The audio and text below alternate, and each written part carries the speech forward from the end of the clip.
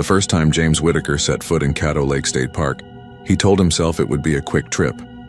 A weekend at most, just long enough to clear his head from the divorce papers still hot with fresh ink and the phone calls from his boss about sales numbers that were never high enough. He wasn't much of a camper, but the man who sold him his fishing gear swore that the lake held catfish the size of truck tires, and that if James wanted peace, he'd find it where the water was black and the cypress trees leaned over like old graveyard watchmen. The drive out was lonely, even by Texas standards. The highways thinned into two-lane strips, then into cracked blacktop that seemed to curl back into the woods themselves. When he finally pulled into the state park, it was already late afternoon. The sun was sinking, staining the sky the color of raw meat, and Spanish moss hung low, draped from the ancient bald cypress like funeral veils. The smell of stagnant water and rotting vegetation rolled in thick, heavier than the late summer humidity. He set up camp near the waterline, his tent pitched at a crooked angle because the ground beneath the cypress roots never seemed to settle right. That first night was uneventful, except for the stillness. He noticed it immediately. No frogs croaking, no insects buzzing in chorus, just a silence that pressed against his ears. He lay in his tent and listened for it the way a child listens for a monster under the bed. Somewhere in the swamp, an owl hooted once, short and clipped as though warning rather than announcing itself. He finally drifted off, sweat clinging to his skin, and dreamed of tangled ropes hanging in the trees. The next morning he rose early and took the aluminum rowboat he'd rented out into the swamp. The water was darker than he expected, like oil, with reflections so perfect they made him dizzy. He cast his line and waited. Hours passed. He caught nothing. What he did see, though, was the moss swaying without wind, curling at the ends like skeletal fingers. He stared until the hairs on his arms rose. He blamed exhaustion and heat. He told himself he wasn't used to the woods, that every little movement looked sinister when your mind had too much space to wander. By dusk, the locals arrived. 2 men in a weathered base boat, one chewing tobacco, the other with a voice like gravel. They nodded at him, exchanged a few words about fishing luck, and then one of them muttered something about not staying out after midnight. James asked why. The man just spit into the water and said, "That's when it talks." They rowed off without another word, leaving him unsettled and strangely irritated. People around here liked their tall tales. He didn't have time for ghost stories. That night, though, he didn't sleep as easily. Around midnight, he woke in the tent, his throat dry and his skin crawling. At first, he thought it was wind, but there was no breeze. The moss outside his tent swayed anyway, brushing together with a soft hiss. Then he heard it, faint whispers curling over the water. His name, James. Drawn out long like a mother calling a child home. His heart thudded against his ribs. He unzipped the tent and peeked out. The swamp looked unchanged, but the air was different, colder. The trees leaned closer, shadows stretched unnaturally. He swore he saw shapes moving beneath the surface of the black water. Not fish, not gators, but pale outlines of faces rising just enough to catch the faint starlight before vanishing again. The whispers grew louder, overlapping, hundreds of voices all speaking his name in different tones, angry, sad, pleading. Then he heard his own voice among them, a perfect mimicry, calling from across the lake. "James, over here!" He stumbled back into the tent, zipped it up, and sat clutching the flashlight like a weapon. The light sputtered once, then steadied, though it seemed too weak to push back the shadows pressing in. The whispers continued until dawn, fading only as the first light crawled through the moss. By sunrise, he told himself it had been a dream. Sleep paralysis, maybe? He packed up the boat for another attempt at fishing, desperate to pretend nothing had happened, but he didn't fish. He drifted into the cypress shadows and stared at the trunks, noticing for the first time that some of the moss really did twist into shapes, loops and knots that looked disturbingly like nooses. Too many to be natural. He rowed back quickly, stomach churning. But when he returned to the campsite, he found wet footprints circling his tent. Human-sized but bare, the toes spread wide as though the person had walked straight out of the lake. He should have left then. Packed up, driven out, gone back to Dallas with a story to tell over beers. But leaving would have meant admitting fear, and James had always prided himself on not flinching. That night he sat by the fire with a bottle of cheap whiskey, staring into the flames as the woods went silent again. Midnight came, and with it the voices. This time they didn't just whisper. They laughed, cruel and low, overlapping until it sounded like 100 throats chuckling in unison. The moss swayed violently as if in a storm, though the air was still. He staggered to his feet, shining the flashlight into the trees, and froze when he saw them. Shapes half hidden behind the trunks. Not animals, not people, but outlines that seemed to bleed into the bark, pale faces with hollow sockets where eyes should be. Each one swayed with the moss, heads tilting like puppets on strings. He backed toward the tent, but the ground beneath him squelched wet, and when he glanced down, he realized water had risen up to his ankles. The lake had crept silently into the campsite, black and reflective, swallowing the fire until only smoke hissed upward. He turned and saw his tent half submerged, sinking slowly as though the earth itself were pulling it under. The whispers rose to a fever pitch, screaming his name, screaming in his own voice, until he couldn't tell which one was truly his. He ran, crashing through the cypress grove, branches clawing at his arms. The moss reached for him, curling around his shoulders, brushing his throat with damp fingers. He broke free and stumbled onto the boat launch, lungs burning. Behind him the swamp boiled, bubbles rising, shapes writhing beneath the surface. He pushed the rowboat into the water without thinking, leapt in and began to paddle frantically toward the far shore. The water grew thick, resisting him, each stroke heavier than the last. The whispers filled his head until it felt like his skull would crack. Then from the corner of his eye he saw something rising from the lake. A figure of moss and water, human-shaped but impossibly tall. Its face a shifting mask of all the voices that had called him.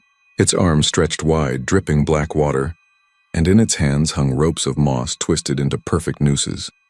James screamed and paddled harder, but the boat slowed, dragged backward by invisible hands clutching at the hull. He glanced down and saw pale arms rising from the water, dozens of them clawing at the wood. He beat at them with the paddle, but they did not let go. The figure loomed closer, the nooses swaying, and in that final moment James realized the voices had gone silent. Only one remained, his own, whispering from the moss. The next morning, rangers found the rowboat drifting empty in the shallows. His tent was gone, swept away as though it had never existed. Only one thing remained at the campsite, a length of moss twisted into a loop, hanging from the low branch of a cypress tree, swaying in the still air.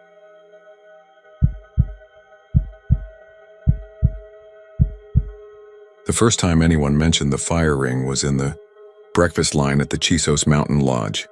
Some hikers had come down from the window, trail before dawn, and swore there was a circle of stones in a clearing off the path, a perfect ring of black rock with glowing red embers in the center.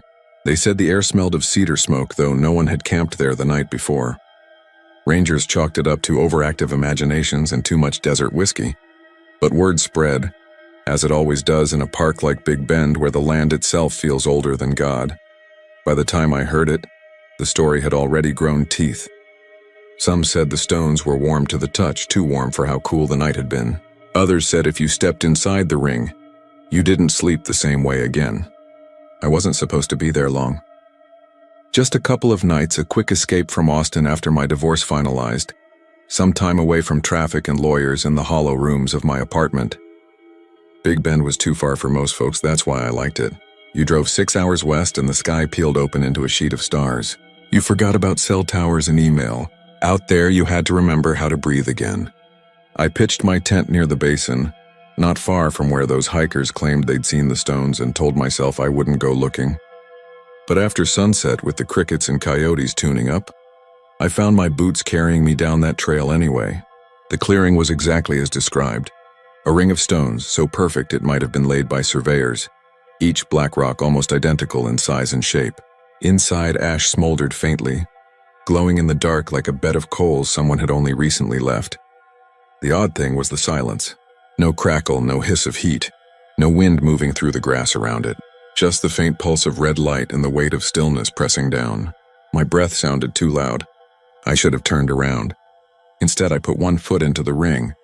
It wasn't dramatic. No lightning strike, no voice from below. Just a sensation like stepping into a room where someone had been smoking cigars for hours. The air was thicker. My lungs resisted it. I stood there until the world tilted and my head spun, then stepped back out coughing. The feeling passed and I laughed at myself, the way you do when you've just scared yourself for no reason. I walked back to my tent, but that night I dreamed of a girl drowning. I didn't know her face. Couldn't have been more than 17, with long black hair fanned out across the surface of a river. Her arms slapped at the water. Her mouth opened and closed without sound. I felt her panic in my own chest, a clawing desperation. I tried to reach her, but the water pulled me under and I woke gagging on the taste of silt. My pillow was damp with sweat, but when I rolled out of the tent, I coughed up a fleck of ash, black against the dirt. The next day I kept to the trails, tried to convince myself I'd just dreamed it because I'd read too many ghost stories.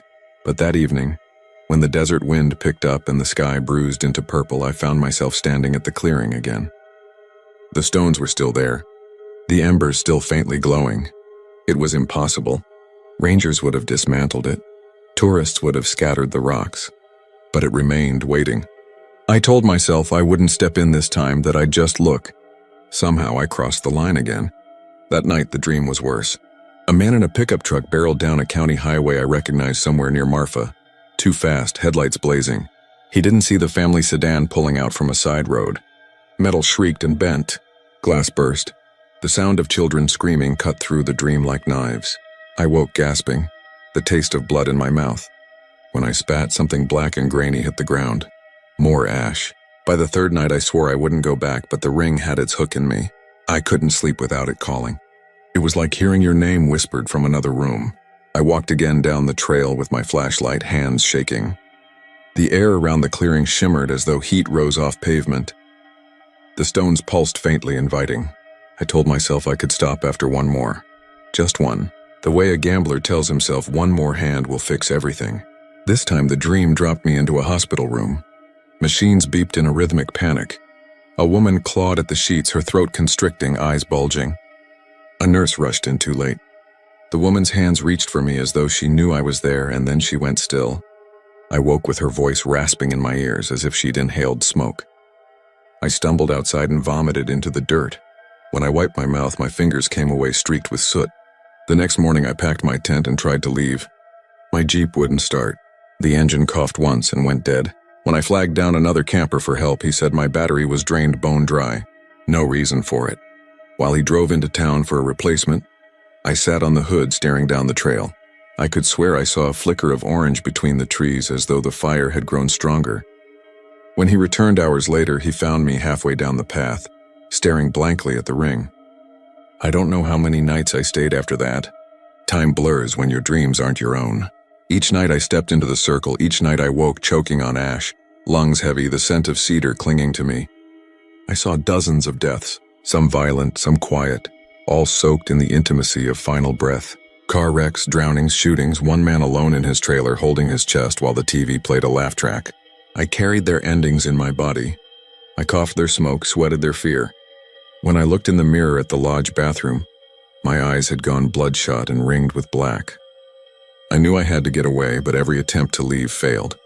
Tires slashed, fuel drained, maps blown from my hands by gusts of wind that came from nowhere. On the last night, the embers burned brighter than ever. When I stepped inside, the dream didn't show me a stranger. It showed me myself.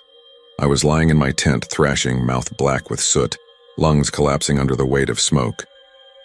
I tried to scream, but my body wouldn't respond. In the dream, I understood I wasn't dreaming anymore. The fire had moved past borrowed deaths into my own. When I woke, it was in darkness so thick I couldn't breathe. My chest heaved and ash poured from my mouth in clumps. My hands scrabbled for the zipper of the tent, but it was fused shut. Fabric hot to the touch, as though the nylon itself burned. I clawed at it until my nails tore away, until the smoke filled me and the world narrowed into red and black. I don't remember leaving, but sometimes when I cough in the mornings back in Austin, there's still grit in my throat and the taste of cinders. I haven't been back to Big Bend, but I read the news stories. Hikers found a ring of stones again last month, warm to the touch. Embers glowing, though no one had camped nearby.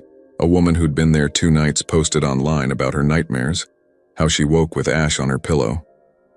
The comments filled with nervous laughter, people joking about haunted Texas. I almost typed a warning. Instead, I closed the laptop and went to the sink, where the water I spat into ran black.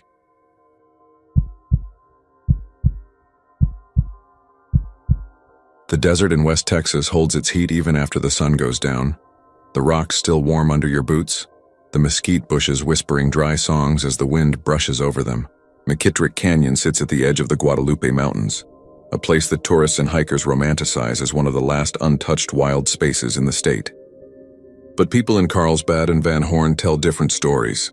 They'll tell you not to stay too long on the trail after dusk, not to wander when the shadows grow long. Some will laugh it off, say it's just to keep city folk from getting themselves lost in the dark desert. Others won't laugh. They'll just shake their heads, stare at the dirt, and mutter about a woman who walks the trail when the light dies. A woman who has no feet, and no use for them. I didn't believe in ghost stories when I first went out there. I had driven from Midland after a fight with my brother. One of those ugly family arguments that leaves you desperate for space. I figured a night alone under the stars, away from people, would quiet the static in my head. I parked at the trailhead late in the afternoon, the sky streaked with orange, and set out with my pack and a bottle of water. The canyon closed in fast, the walls of stone leaning over me, the trail winding between cottonwoods and oak. I was maybe 2 miles in when the air changed. Kula, stilla, even the cicadas seemed to stop. That's when I saw her. She was pale, the way paper looks when it sat too long in the sun, and she moved along the trail ahead of me without a sound. Her dress hung loose, fluttering just slightly, though the air around me was dead calm. At first I thought she was another hiker, someone who had come from the opposite direction, but the longer I watched, the more wrong it looked. Her head tilted oddly. Her arms swung just enough to mimic walking, yet her body glided forward as if the ground wasn't real beneath her. And then I noticed her legs fading away at the ankles, dissolving into nothing. My heart beat faster. I should have turned back, should have run to the parking lot. But something in me was pulled forward. Curiosity, maybe, or that twisted part of the brain that wants to touch the flame just to prove it burns. I followed. The canyon deepened, shadows spilling like ink. The trail, which I knew should loop, stretched on farther than it had any right to. My phone buzzed in my pocket. I pulled it out. No service, of course. The woman drifted on, never turning her head, never acknowledging me. I told myself I'd just keep her in sight until I reached a bend I recognized. But the bends came and went, each one opening to more darkness, more silent trees. My legs ached, my throat dry, but something about the canyon wouldn't let me stop. It was like the trail itself wanted me deeper. By the time I realized I was lost, the sun was gone. The stars hung sharp above the canyon rim, cold and too far away to help. My flashlight beam cut narrow slices of path, and in every slice she was still there, just ahead. Her pale body floating through the light before slipping back into the dark. I called out once, just once, to ask if she could hear me, if she could help me find the way back. She didn't answer. But the trail seemed to shift then, the dirt under my boots crunching like gravel when I knew it had been soft before. The trees thinning out into shapes I didn't recognize. It smelled different too, sour, like wet stone and iron. Hours passed. My watch said it should be close to midnight, but the trail still stretched. I had the uneasy sense that if I tried to turn around, I wouldn't find the way back, that the parking lot, the road, even Texas itself had been cut off the moment I decided to follow. The woman never slowed, never faltered. Sometimes she'd vanish for a breath and I'd panic, thinking she was gone and I was abandoned. But then she'd reappear farther along, beckoning without a gesture. It was near what felt like dawn, though the sky never lightened when I stumbled. My knee hit sharp rock, blood trickling hot down my shin. Pain cleared some of the fog from my head, and I finally saw what I hadn't wanted to see. The canyon walls were wrong. They bent inward, curving like ribs closing over me. The trail narrowed, and the woman ahead was no longer pale but glowing. Her shape blurred, her face, when she finally turned it toward me, hollow. No eyes, no mouth. Only a faint impression of features stretched long, as if someone had tried to carve a human face into wax and left it near the fire. I couldn't move. My body wouldn't obey. She floated closer, her absence of feet gliding above the dirt. When she passed me, I felt nothing. No air, no touch. Only the sudden crushing certainty that I was no longer alive in the way I understood. I staggered after her anyway, like a moth caught in her current. The trail bent one last time, and when I looked back, there was no sign of where I'd come from. Only blackness, endless, swallowing everything behind me. They say the canyon claims people every year. They call it dehydration, disorientation, accidents. But those bodies don't turn up where they should. Rangers find bones in places far from the trail, tucked in cracks high up the cliffs or deep in caves, no map marks. Some aren't found at all. Maybe they're still walking, lost behind her, pulled deeper into a trail that never ends. Maybe that's where I am now, walking still, knee aching, throat dry, chasing a woman who doesn't need feet and never will.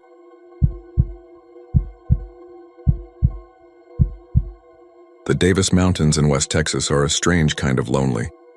The desert gives way to jagged ridges and high pines, and though there are small towns tucked into the folds of the land, Fort Davis, Valentine, Alpine, the night out there is heavier than anywhere else in the state. No highway hum to fill it, no porch lights to soften it, just blackness layered over blackness and the uneasy sense that the hills remember things. I had driven down from Odessa with the idea of hiking a stretch of the Skyline Drive Trail and camping out. Folks at the general store in town gave me the usual half warnings you get in places like that. About snakes, sudden storms, mountain lions, all of it said with a kind of friendly resignation. But then an older man who had been leaning against the cooler spoke without smiling. He said, "If you hear the chorus, you keep moving. Don't answer it and don't stop." The others looked away like he'd said something impolite. I started up late in the afternoon, the sun flattening into red on the rocks, the air thin and cooling. The trail cut across switchbacks sharp against the slope, with valleys opening wide beneath. I'd grown up hearing coyotes all my life, yipping and carrying on at night. But the first sound I heard out there was wrong. It rose low and layered. Not the high keening of one animal, but something that felt like the floor of the earth vibrating. Too many throats, too deep. It carried across the gulch and then seemed to slip behind me, though I hadn't seen anything move. I kept walking, trying to tell myself it was wind bottlenecking between ridges, but the hair on my arm stood up. After a mile or so it came again, closer, and I realized it wasn't moving around me in the air but through the ground. The rocks beneath my boots thrummed faintly, like standing on a train trestle. I crouched, pressed my palm flat against the dirt and felt it humming in a steady pulse. The sound of it was layered, some parts almost like voices, others like an animal's throat clearing. It built until I thought my eardrums might split, then broke off clean. The silence afterward was the worst. When night dropped, I set up my little one-man tent in a clearing ringed by pines. The moon hadn't risen yet, and the dark came down hard. I had my lantern on low and sat with a small fire going, trying to shake the weight of that sound. I kept expecting regular coyotes to start up, a familiar racket to reset my nerves, but they never did. Instead, the chorus returned. It began like a low pressure in my teeth and skull, then swelled into a collective moan that seemed to circle the camp. The pines shook, though no wind was moving. I thought about the old man's words and decided to stay put, but the ground under me began to shift. Not like an earthquake, but like something crawling just beneath the surface, dragging itself in wide rings around me. Sleep was impossible. Every time I closed my eyes, the sound surged again, sometimes from far down in the valley, sometimes right under the thin nylon of my tent floor. Around 2 in the morning, I gave up and unzipped the flap. The night was so dark it seemed like the world had been erased. I turned off my lantern and listened. That was when I heard it change. The chorus broke apart into fragments, smaller knots of voices rising and falling in different directions, but always pulling closer. I could make out rhythm now, almost like words shaped in a throat but bent out of human language. My name never came, not exactly, but the syllables leaned close enough to it that I felt ice in my veins. I grabbed my pack, left the tent staked there, and started back toward the trailhead by starlight. The chorus followed. Sometimes it boomed from above me, sometimes from below, but always pressing tighter.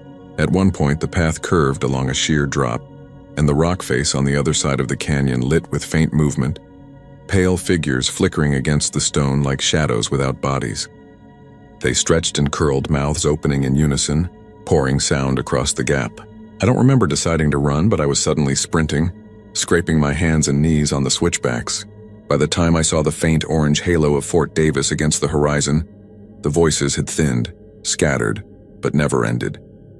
Even walking back into the glow of street lamps, I still felt the ground under me faintly humming. I stayed at a motel that night, eyes wide in the dark, and swore I'd leave by morning. At breakfast the next day, I asked the old man. He was there again, as if waiting what it was. He told me hikers vanish in those mountains every few years, tents found zipped up, boots still by the fire. No blood, no sign of animals, nothing. Only the chorus reported by those who made it back. Ain't wolves, he said. Ain't coyotes. Ain't any throat God meant to shape. The mountains keep their own, and sometimes they sing for more. I left town before noon, but the strange thing is I can still hear it sometimes. Not loud, not enough for anyone else to notice. Just a faint vibration that rises from the soles of my feet when I stand on bare earth too long. Like the Davis Mountains marked me, and one day the song will call me back whether I want to go or not.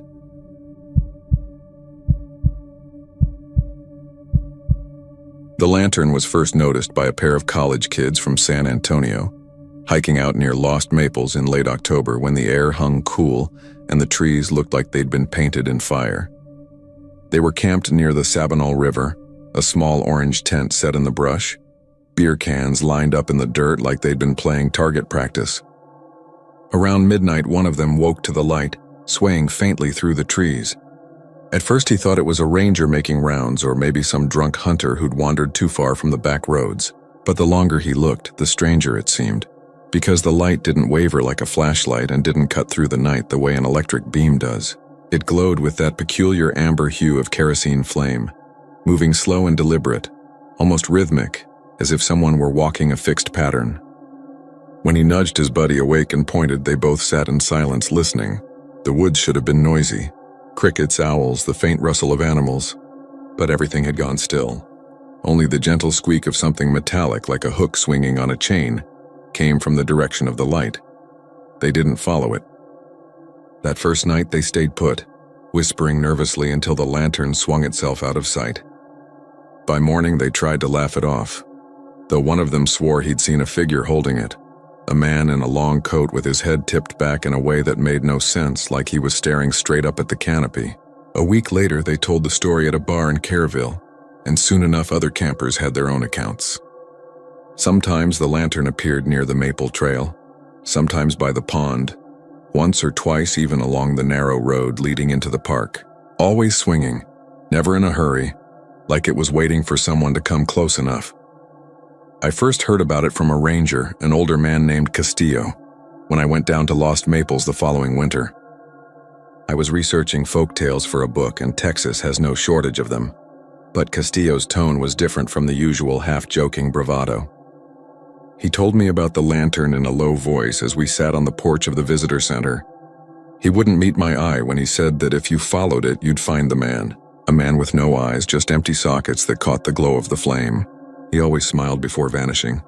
Castillo claimed he'd seen it once years back and hadn't been willing to patrol that section of the park alone since.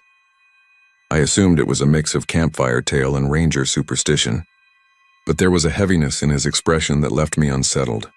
That night I camped near the East Trail, where the ground sloped sharply toward the river, and the maples formed a dark canopy overhead. The park was nearly empty.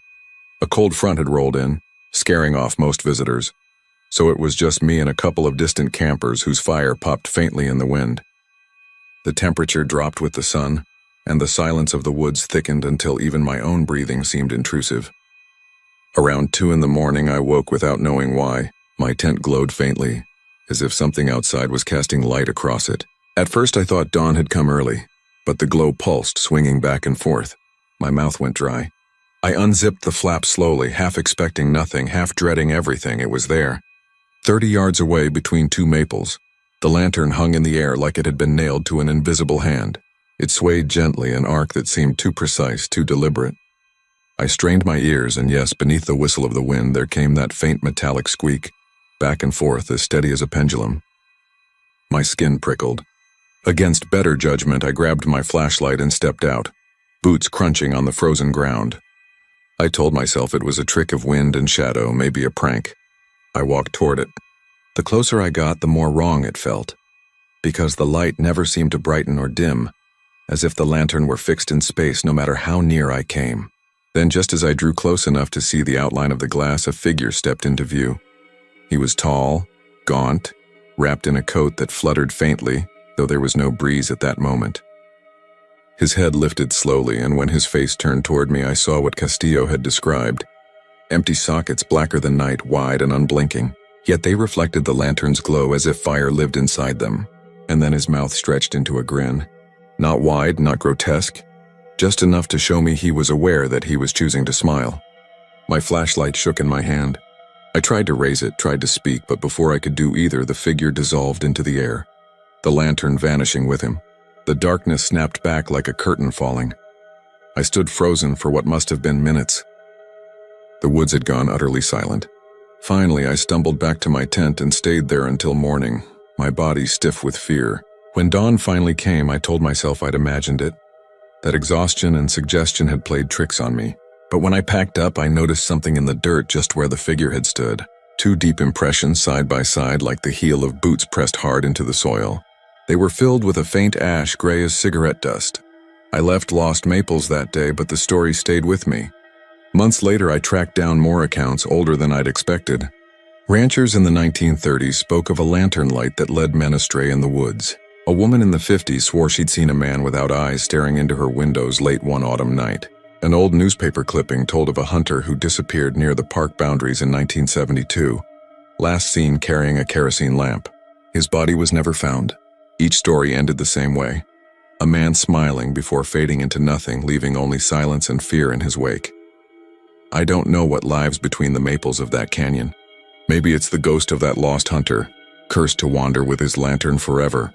Maybe it's something older, a thing that wears the idea of a man like a mask. But I know what I saw, and I know the silence that fell with it was real. If you ever camp there and you see a glow drifting through the trees, don't follow.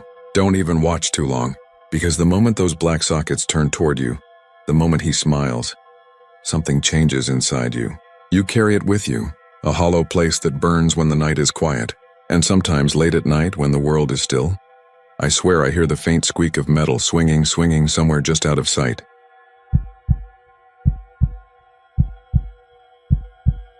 The old well sits crooked and forgotten in a thicket of mesquite near the Frio River Trail, a little ways off from where the campers roast hot dogs and drink beer in the glow of Coleman lanterns. The park map doesn't mark it, though the locals know it's there, and sometimes a ranger will warn families with kids not to go wandering off after dark. They say it was dug by German settlers before the Civil War, back when this part of the hill country was still brutal and wild. Some say it dried up years ago. Others claim it never did, that water down there is colder than the river and moves in ways that aren't natural. Toss a stone in, they tell you, and you'll hear it splash twice. The second splash doesn't echo, it answers. One summer I camped at Garner with 3 friends from college. The park was packed, every site rented, the river thick with inner tubes and sunburned families. But nights were quiet, the kind of quiet where you hear cicadas fade into crickets and the shadows grow heavy enough to make you second-guess every sound. We had been drinking whiskey under the cypress trees when Cody, the boldest of us, brought up the well. He grew up in Uvalde and swore his uncle once found a dead deer by it, hooves scraped raw as though it had tried to claw its way out. We all laughed, but the kind of laugh that hides a little unease. By midnight, the idea of actually finding it didn't seem so crazy. We took a lantern and a flashlight and slipped off the trail, weaving through dry grass and cedar until the river glow faded. The well was there just as Cody promised, a squat ring of limestone stacked waist-high, weeds sprouting between the cracks. Its stones were cool to the touch despite the Texas heat still rising off the dirt. When I leaned over, I smelled dampness, mineral-rich and old, the kind of smell you don't expect unless you're deep in a cave. The flashlight beam cut down into darkness but couldn't find bottom. Cody grinned, fished a pebble out of his pocket and dropped it in. The first splash came right away. A clean strike of water echoing up the shaft. A beat later, another splash softer, like something farther away had caught the stone and thrown it back down. It didn't sound like an echo at all. The hair on my arm stood up. Cody whooped, excited, ready to drop another. Mark and Jenny tried to play along, but their smiles were stiff. I told myself it was a trick of acoustics, water pockets, and cave layers under the park. But when Jenny asked if we should head back, nobody argued. Cody lingered, though, and when we pulled him by the arm, I noticed he was staring down like something was moving just out of sight. That night, long after we crawled into our tents, I woke to the sound of stones rattling against rock. At first, I thought it was an armadillo digging through the camp, but when I unzipped the flap, the sound was coming from the trees toward the well. Small impacts, deliberate, like someone tossing gravel against stone. I didn't wake the others. I told myself it was nothing. I lay awake until dawn, listening. The next evening, Cody vanished. We thought he had gone to the bathhouse, but when an hour passed, we started searching. His tent was empty, his car locked. No sign of him at the river or trails. Panic set in fast. By full dark, we called the rangers, and a search stretched through the night with dogs and spotlights sweeping the brush. Around 3 in the morning, I found myself near the well again. The grass around it was trampled, damp earth scuffed by bare feet. The rangers pulled me back before I leaned over, but in the silence, I swear I heard water moving far below. Not trickling or dripping, but shifting, restless, like something pacing in circles.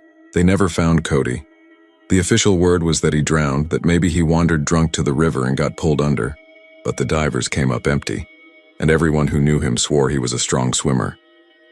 Weeks later, after we'd all gone back to our lives, I got a call from Jenny.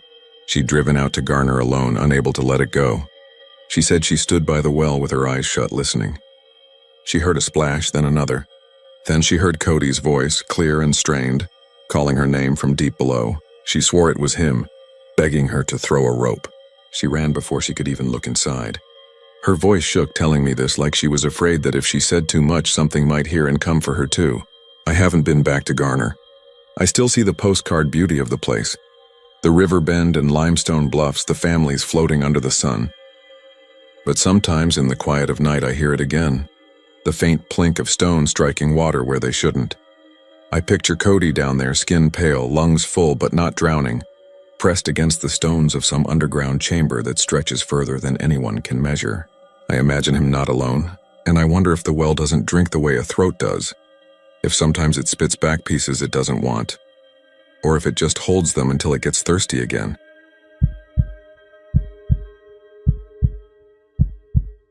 The fog at Huntsville State Park had a way of rolling in heavy, like a lid clamped down over the forest, sealing in the pine-scented air and swallowing every path, every tree, every familiar landmark until all that was left was a gray shifting blur. People said it came fast, faster than fog ought to. 1 minute you could see the trail snaking ahead, the light shimmering off the lake through gaps in the trees, and the next it was as though the world had been erased. Hikers who knew the park well learned to sit still when it happened, to wait it out, because wandering blind was the quickest way to get lost. But there were always the others, the ones who thought they could keep walking, keep pushing forward until they started to hear it. The laughter, thin, high, innocent, the sound of children playing somewhere just ahead. It wasn't uncommon to hear kids in the park. Families camped here, fished here, brought their little ones to splash in the shallows. But the thing about the laughter in the fog was that it always sounded close, no matter how far you walked. You could stumble over roots and slog through mud, thinking you were nearly upon them, thinking you might find a group of campers hidden away, only to discover there was no one there. No children, no parents, not even a dog barking. Just footprints, small ones, scattered in the mud, heading off the trail, leading straight toward the lake. Park rangers told the stories in quiet voices, usually after a couple of beers at the end of shift when the radios were quiet and the campfires low. They knew better than to tell the tourists, but the locals had long memories, and every one of them could name someone who had gone missing in that park. A hiker, a fisherman, a teenager sneaking beers with his friends. They never found bodies, only the tracks. The first time Daniel heard the laughter, he thought he was imagining it. He had been hiking alone, a bad habit he promised his wife he'd break. He was nearing the lake, just past the point where the trail split off toward the dam, when the fog poured in so thick he could hardly see his boots. He stopped, checked his compass, waited. That was when he heard it. A giggle, so faint it could have been the wind. He froze, listening. Then another laugh, lighter this time, almost musical, threading through the gray air like it was being carried right to him. He called out before he thought better of it. "Hello, you kids out here?" The laughter swelled as if answering him, and his skin prickled. He wasn't a man given to superstition, but something about that sound was wrong. Too playful, too close. He forced himself to wait, to plant his boots and keep still. Then he saw them. Footprints, a cluster of them, pressed deep into the damp soil off the side of the trail. They looked fresh. Too fresh. He followed them with his eyes until they disappeared into the fog, angling toward the water. Later, when he told the ranger what he'd seen, the man just looked at him for a long moment before shaking his head. "Best not to follow when you hear that," he said. "That sound don't lead anywhere good." But Daniel couldn't let it go. The more he thought about it, the more it gnawed at him. He hadn't imagined the prints. He hadn't imagined the sound. And when his wife found out she was pregnant, he found himself thinking about it even more, about kids laughing in the mist, about their tiny feet vanishing into the lake. He wanted to know, needed to know. It was late October when he went back. The park was quieter, the families gone for the season, the air damp with the first hints of winter. He camped alone, setting his tent near the trailhead, and told himself he'd wait. If the fog came, if the laughter came, he'd follow this time. It didn't take long. By midnight, the fog was thick, curling like smoke through the trees, smothering the fire he'd built. He strapped on his headlamp, gripped his flashlight, and walked. The world shrank around him until it was nothing but his breath and the crunch of leaves underfoot. Then it started. A single laugh, faint but clear, followed by two more overlapping as though a pair of children were chasing one another in circles just out of sight. He swallowed hard and moved forward. The footprints came quicker this time, scattered across the trail like breadcrumbs. He crouched low, tracing them with the beam of his flashlight. Tiny bare feet, no shoes, he muttered to himself, convincing himself that no child would be out here barefoot in October, not in the cold, not in the fog. But he kept walking. The laughter swirled around him, tugging him deeper into the woods until he reached the shore. The lake lay before him flat and dark, the fog rolling over it like a living thing. The footprints led right into the water. He shined the light across the shallows, expecting to see ripples, reeds shifting, anything. But there was nothing. Just stillness. Then faintly he saw them. Shapes in the mist. Small figures, pale and thin, standing ankle-deep in the water. Their heads tilted as though listening. His breath caught. He raised the flashlight higher, but the beam fractured in the fog, bending and scattering until it lit nothing but whiteness. The shapes were gone. Only the footprints remained. He should have turned back. He should have run, but instead he stepped forward, his boots sinking into the mud at the edge of the lake. The laughter erupted around him, louder now, sharper, echoing in his skull. He covered his ears, but it was inside him, vibrating through his bones. His light flickered, sputtered, and then went out. The last thing he remembered was the sensation of cold hands gripping his wrists, pulling, dragging him forward into the water. In the morning, rangers found his campsite. The tent was still standing, his pack neatly zipped, his car parked where he'd left it.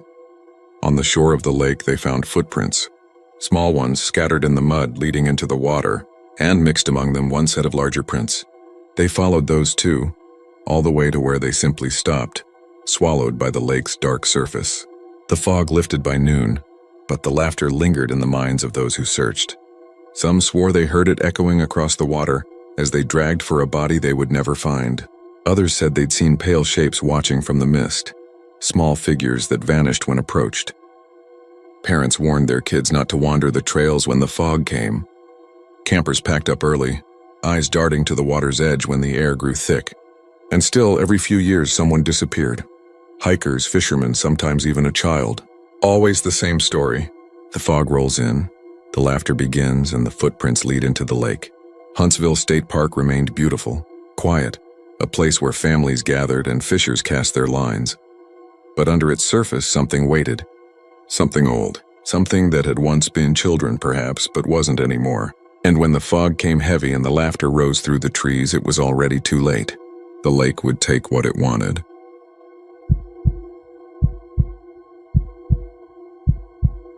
The trailhead at Pedernales Falls closes at dusk, but I had lingered.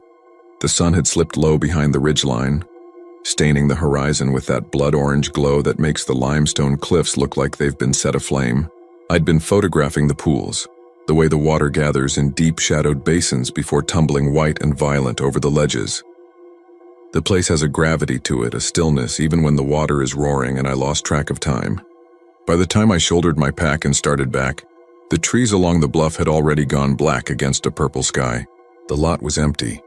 I knew the rangers locked the gate at dark, but I figured I could hustle back before anyone noticed. That's when I saw him. He was standing by the trailhead sign, hands folded behind his back, his posture stiff, like a man trying to hold still for a photograph. He wore a khaki ranger uniform, but it was off somehow. The kind of uniform you see in old brochures or faded postcards from the 70s. The patches were sun-bleached.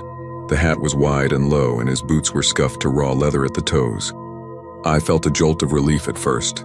If a ranger was still here, maybe I hadn't pushed my luck too far. He smiled when he saw me, and his teeth flashed white in the dim light. It wasn't a casual smile. It was too broad, too fixed, like he'd practiced it in the mirror until it became a mask. "Trail's tricky after dark," he said, his voice polite, warm even. "You don't want to wander too far off. Follow the main path to the fork, then keep left. That'll take you straight to the lot." I thanked him, maybe too quickly because something about his presence made me want to be moving. His eyes maybe, dark, sharp, not softened at all by the smile. I kept my head down and started walking. The gravel crunched beneath my boots, the cicadas buzzed in the trees, and I breathed easier. It wasn't until I reached the fork that I felt the first twist in my gut. There was no left. Just a dead tree, massive, gnarled, split open like lightning had carved it years ago. I circled it once, trying to make sense of where the ranger had sent me, then circled again. Each time I ended up facing the same scarred bark, the same tangle of roots clawing at the dirt. My chest tightened. The woods felt close now, the air heavy. I turned back, thinking maybe I'd misunderstood. And that's when I saw him again. He was standing just beyond the dead tree, the smile still locked in place as though he hadn't moved at all since I left the trailhead. My skin prickled cold. I hadn't heard footsteps behind me. No twigs snapping, no brush moving. He shouldn't have been there. He raised one arm, a lazy gesture, pointing deeper into the dark. "This way," he said. "You're almost out." I wanted to believe him. That smile, though, it didn't falter, not even when the shadows swallowed the lower half of his face. I stepped toward the direction he indicated, the trail barely visible now, just pale dust in the gloom. My flashlight was buried somewhere in my pack, but I didn't dare stop. The trees leaned in close overhead. The wind rattled the branches, and the sound of water rushing over stone grew muffled, like it was being swallowed into the earth. The air smelled wrong too, sweet, cloying like meat gone sour. I kept walking, faster now, my pulse loud in my ears. The path bent and twisted, but every turn looked the same. Every cluster of cedar and oak repeated like I was trapped inside a loop. When I stumbled forward, breath ragged, I found myself back at the same dead tree. My throat closed. My palms were slick with sweat. And he was waiting again, hands behind his back, smile fixed, teeth glinting. "You're not listening," he said, though his lips barely moved. The voice was louder now, sharper, echoing as though it came from somewhere behind my own skull. He stepped closer, and for the first time I saw his uniform clearly in the thin light. The fabric wasn't just old. It was rotting. The patches were frayed to threads, the shirt stiff with something dark that had soaked it long ago. His smile stretched wider, too wide, the corners pulling past the shape of his jaw. My knees weakened. The woods had gone silent. No cicadas, no birds, just the sound of my own panicked breathing. I backed away, but the trail seemed to tilt beneath me, drawing me toward him no matter which way I turned. His boot scraped once on the gravel, a dry, brittle sound like bone on stone. The smell rolled over me stronger now, rancid, suffocating. I tried to speak, to ask who he was, what he wanted, but the words stuck in my throat. He didn't need my words anyway. He already knew. His eyes flicked up and down my body, the way a butcher might size up a side of meat. Then he leaned closer, so close I could see the split in his lip, the black line of rot between his gums and teeth. When he whispered, his breath wasn't warm. It was cold, damp, like the air that seeps out of a crypt. "You belong here," he said. "The trail never ends." My vision blurred, my legs gave out, and I went down hard on my knees. The dead tree loomed above me, skeletal arms reaching. I clawed at the dirt, trying to drag myself away, but the ground felt soft, spongy, as if something beneath was shifting, pulling me down. I heard him chuckle, a dry rasp that didn't sound like laughter at all, but the scrape of stone against stone. When I lifted my head, he was crouched right in front of me, smile enormous now, splitting his face wide open. His eyes weren't eyes anymore, just pits, black and endless, drawing everything into them. My scream tore loose, but it was swallowed whole by the night, and the last thing I saw was his teeth closing down, bright and white and wet in the dark. And then I was gone.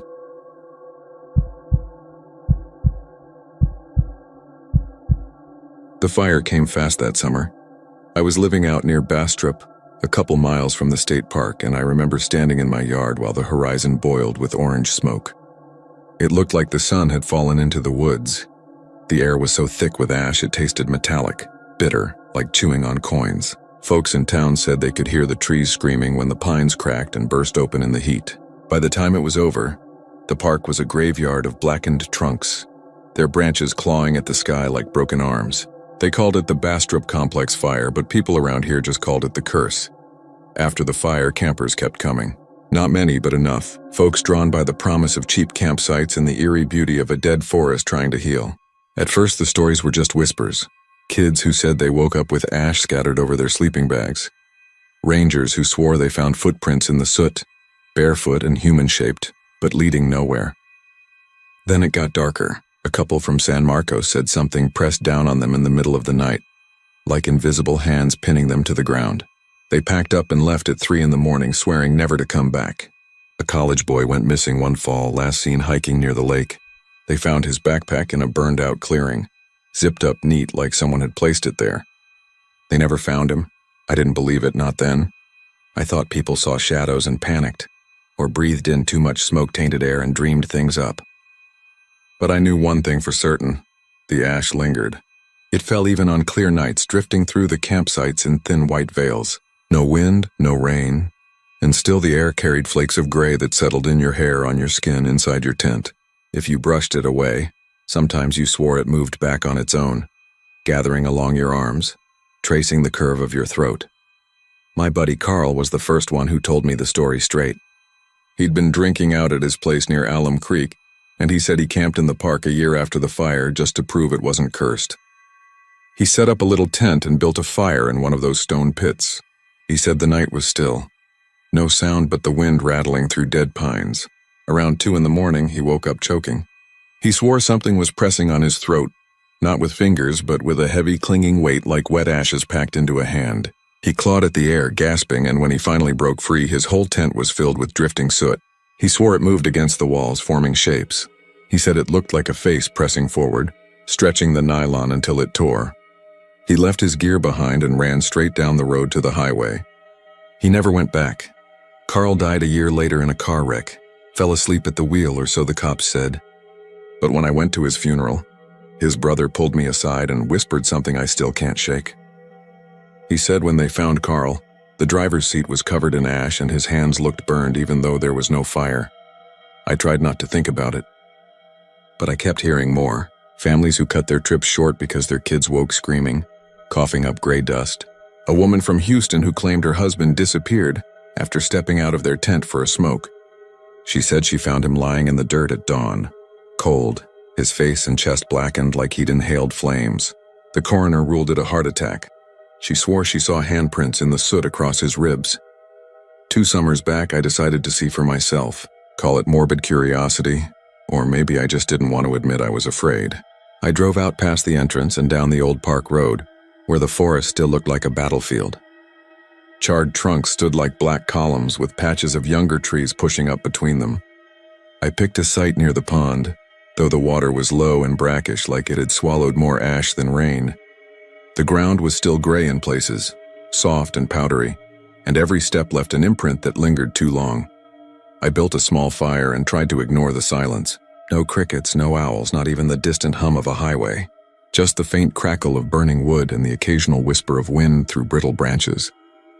I lay down in my tent around midnight, though I never slept. I kept waiting, listening, telling myself nothing would happen. But then I heard it.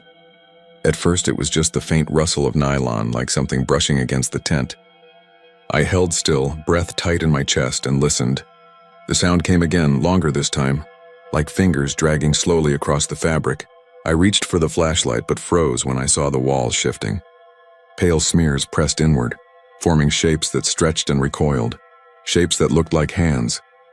The air inside thickened. I coughed, choking, and felt the ash settle against my face. It wasn't drifting anymore. It was clinging. I wiped at my skin and felt grit packed under my nails, damp and heavy, as if it was alive.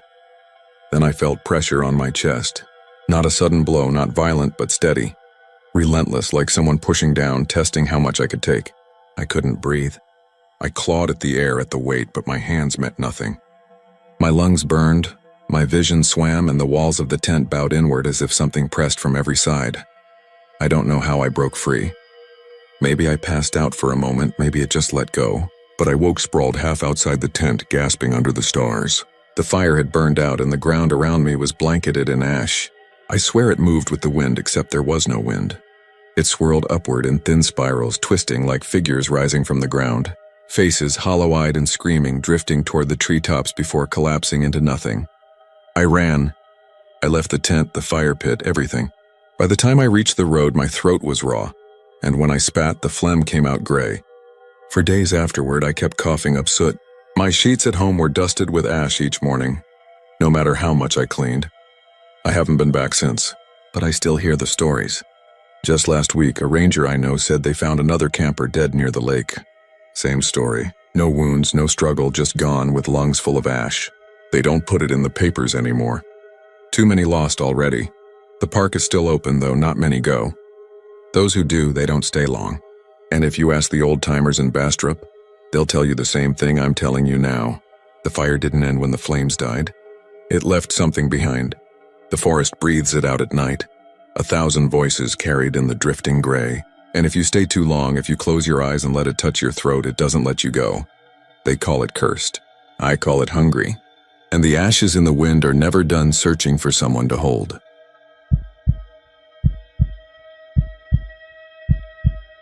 The first time it happened, no one believed it. A pair of hikers came back from a weekend camp at Colorado Bend, pale and shaken, muttering about the river foaming red under the moonlight. Folks in Bend and Lampasa said they'd been drinking too much, or maybe the iron deposits had tricked their eyes. No one wanted to listen. But a week later, a young couple from Austin pitched a tent by the Colorado River bend, just downstream from Gorman Falls. They filled their bottles straight from the river and cooked their dinner with it. By morning, the girl woke screaming. Her arms were mottled with fresh bruises, and right across her forearm were impressions, wide, deep indentations that looked like teeth, too far apart for any animal anyone knew. The boy swore he hadn't touched her. He said he'd been awake half the night, watching the water foam and bubble as though something huge was thrashing beneath it. When they stumbled into town to get help, the sheriff chalked it up to panic, maybe a raccoon, maybe an accident with a cooking pan.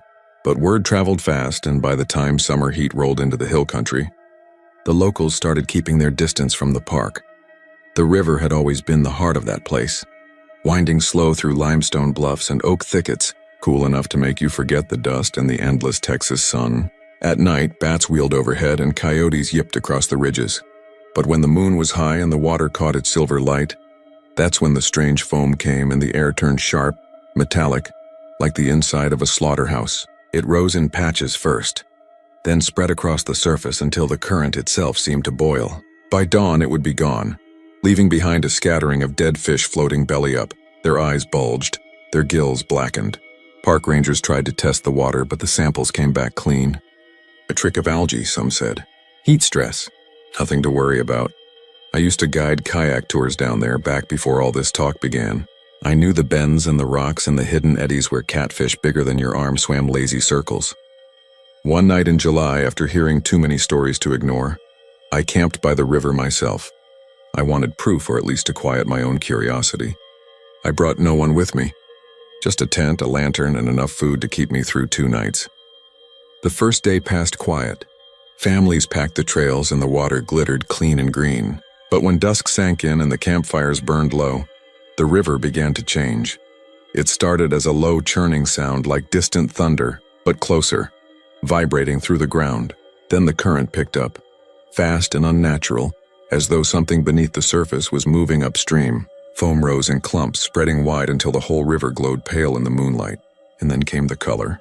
Not sudden, but blooming slow, spreading like ink dropped in water. Red, thick, dark, and swirling in the foam, staining it like wine. I leaned forward on the bank, my skin crawling with heat even though the night air had turned cool. The stench hit next. Copper, raw meat, and something deeper like old blood drying in the sun. I should have left then. Every instinct screamed to pack up, to run. But I couldn't look away. From the middle of the river, bubbles rose, and with them something pale. At first I thought it was a log rolling over, slick with foam. Then it broke the surface. It was a fish, or what might have been one once, but stretched and warped. Its mouth gaped wide, wider than seemed possible, and inside were rows of jagged, uneven teeth. Its eyes were clouded white, but they locked on me all the same. I stumbled back, my boot catching on a rock, and I fell hard. When I looked again, the thing was gone, swallowed back under. I didn't sleep that night. I sat with my lantern burning, every snap of the brush pulling my head around. At one point, just before dawn, I heard footsteps outside the tent, heavy, dragging like something moving on 2 legs but unsteady. My throat went dry. I pressed my palm against the canvas, and I swear something pressed back. Not a hand, not claws, just a slow, deliberate push that sank the fabric inward. By morning, the mark was gone, and so was the foam, the river green and innocent again. When I got home, I told myself it was exhaustion, a dream fed by the stories I'd heard. But a week later, news spread of a boy who'd vanished from a campsite with his family. They found his tent slashed open, his sleeping bag soaked in water though the ground was dry. Down by the riverbank, the mud was churned up with prints too large for a man and too misshapen for an animal. The boy's little sister was found by the fire pit, her arm raw with deep indentations, teeth marks that curved too wide around her skin. She said something came out of the river and pulled her brother away. Since then, the stories have only grown. Locals say the river takes who it wants, that under the moon it remembers something we've all forgotten. The park stays open, tourists still come, but fewer every year. Rangers avoid night patrols now, and when the water begins to churn and foam, you can hear them locking the station doors and turning their radios up to drown the sound. As for me, I don't go back. Not because I'm afraid of the water itself, though I am. Not because of the foam or the fish or the teeth. What keeps me away is what I saw in the second dawn, after that long night. I had finally dozed, lantern burning low, when a noise woke me. A splash close to shore. I crawled out, bleary-eyed, and saw the water rippling, red tint fading fast in the morning sun. Something lay on the bank, half in, half out of the river. It was pale, thin, slick with muck. For a heartbeat, I thought it was a drowned deer. But then it rolled, just enough for me to see a face, my face. Every line, every scar, staring back at me with eyes black as the river itself. Before I could move, the current seized it, dragging it under. I ran then, and I haven't been back, still I hear it sometimes. Nights when the wind shifts, carrying the smell of copper through town. I wake with my arm aching. And when I turn on the light, I swear I see impressions rising on my skin. Wide, deep, too far apart for anything human. And I know the river remembers. It is waiting, and one day it will take me too.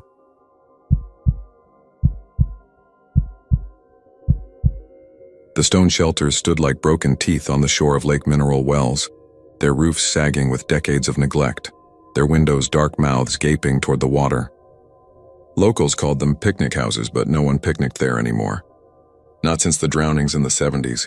Not since the stories about lights in the windows, about eyes blinking from the blackness after sundown. A park ranger once said it was kids with flashlights, but kids don't move in pairs and blink one after the other like some obscene imitation of human eyes. The people in town knew better, though they never said it loud. At night, you stayed on the highway, windows up, eyes straight ahead. Elliot Graves didn't. He was 32, divorced, drifting back into Mineral Wells after a failed attempt to scrape a life together in Dallas. The lake was where he'd spent his boyhood summers, swimming until dusk, roasting hot dogs with his father before the old man drank himself mean. Elliot remembered those shelters too. As a kid, he'd dared friends to peek inside them at night. One boy, Jeremy Hatch, had gone in and come out shaking, claiming he saw somebody standing in the far corner. A shadow tall as the rafters with eyes that blinked too slow like shutter doors. The others laughed. Elliot hadn't. He remembered Jeremy's face, pale as milk, and how the boy stopped coming to the lake after that. 2 years later, Jeremy hanged himself in his parents' garage. Folks whispered he was troubled. Elliot wondered if maybe he just kept seeing those eyes day and night until he couldn't stand it. On his third night back in town, Elliot bought a six-pack and drove out to the lake. The park closed at sunset, but no one was checking. He parked on a gravel turnout, the engine ticking in the cool September air, cicadas loud in the grass. The water was a sheet of black glass reflecting only the faint glow from the highway. The shelters hunched along the shoreline like sentries. He cracked a beer, leaned against the hood of his car, and watched the windows. At first, nothing. Then faintly he saw it. 2 glimmers side by side in one of the stone frames. Not steady like a flashlight. Not fireflies. They blinked, one half a beat after the other, like a pair of lungs breathing through the dark. Elliot's scalp tightened. He blinked, but the lights didn't vanish. They blinked back. A cold spike slid through his chest. He told himself it was headlights bouncing from the highway, a trick of glass and shadow. But the shelters had no glass. They'd been gutted decades ago. He set his beer on the hood and took 3 steps toward the water. The eyes blinked again, lazy, deliberate. He stopped, heart banging hard enough he thought he might hear it echo on the lake. The next night he came back, sober this time, parked closer. The eyes were waiting, already open, shining faint yellow like a cat's in the dark. They blinked when he did, out of sync, mocking him. He thought about calling his sister, telling her about it, but she'd already warned him not to go out there. Everyone warned him. People in mineral wells still told stories, though they never agreed on details. Some said soldiers from Fort Walters who trained nearby had died in those shelters and never left. Others claimed it was older than that, older than the lake, older than the town itself. Elliot had read about the Comanche in school, about burial sites flooded when they dammed the river. Maybe it was the dead clawing their way back through stone and water. Maybe it was something else entirely. By the fifth night, Elliot had worked up the courage to go inside. He parked at the trailhead and walked down with only his phone light. The shelters loomed larger as he approached, stone walls jagged with moss, roofs sagging low like crouched animals. The one with the eyes was easy to find. His light cut across its interior, empty except for broken benches and a rotted picnic table. No people, no animals. He stood in the center, breathing hard, waiting. The air smelled like mildew and wet earth. He turned off his phone light. Darkness swallowed him whole. For a moment, nothing. Then they were there, inches from his face, two pinpricks of light hovering mid-air. They blinked one and then the other. Elliot's bowels turned to ice. He stumbled backward, tripped on the broken bench, crashed hard onto the stone floor. The eyes didn't move. They only blinked, lazy and patient, as if amused. He scrambled out on all fours, cutting his palms on rock, not stopping until he reached his car. That night he dreamed of water. A black lake pulling him down, bodies tangled in roots below, mouths open and spilling bubbles, eyes wide and glowing faint in the dark. He woke choking, his sheets twisted, his skin slick with sweat. He told himself not to go back. He told himself to pack up and leave mineral wells altogether, drive until the shelters and the eyes were a smear in the rearview mirror. But when night came, he drove there again, as if something inside him was being reeled in by a hook he couldn't see. This time, the eyes were in more than one window. Every shelter along the shoreline glimmered with them, pairs blinking lazily in perfect rhythm, like the whole lake had come alive and was watching him. He stood frozen on the path, his breath loud in the stillness. One pair blinked slower than the others as if marking him, then another, then all of them falling into sync with the beat of his heart. He couldn't move. The sound of water lapping against the rocks grew louder, though the wind was still. Behind him he heard gravel crunch as if someone were walking up from the parking lot. He spun around. Nothing. When he turned back, the eyes were closer, no longer trapped inside the windows but floating out across the grass, toward him. Elliot ran. He didn't remember unlocking the car or starting the engine, but he must have, because the next thing he knew, headlights carved the dark highway and mineral wells receded behind him. His chest hurt.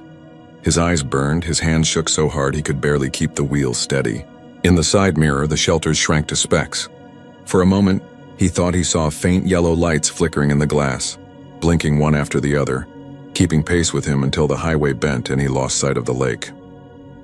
2 weeks later, a fisherman found his car abandoned by the water's edge. The doors stood open, keys still dangling in the ignition.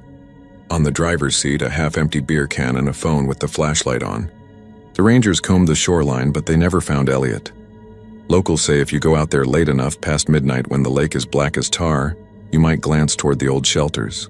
Inside, in every dark window, something watches. Always in pairs. Always blinking out of sync. And if you look long enough, if you let them see that you see them, sometimes one pair breaks away, drifting closer, until it's hovering just beyond the glass of your car window, blinking slow as breath, waiting for you to blink back.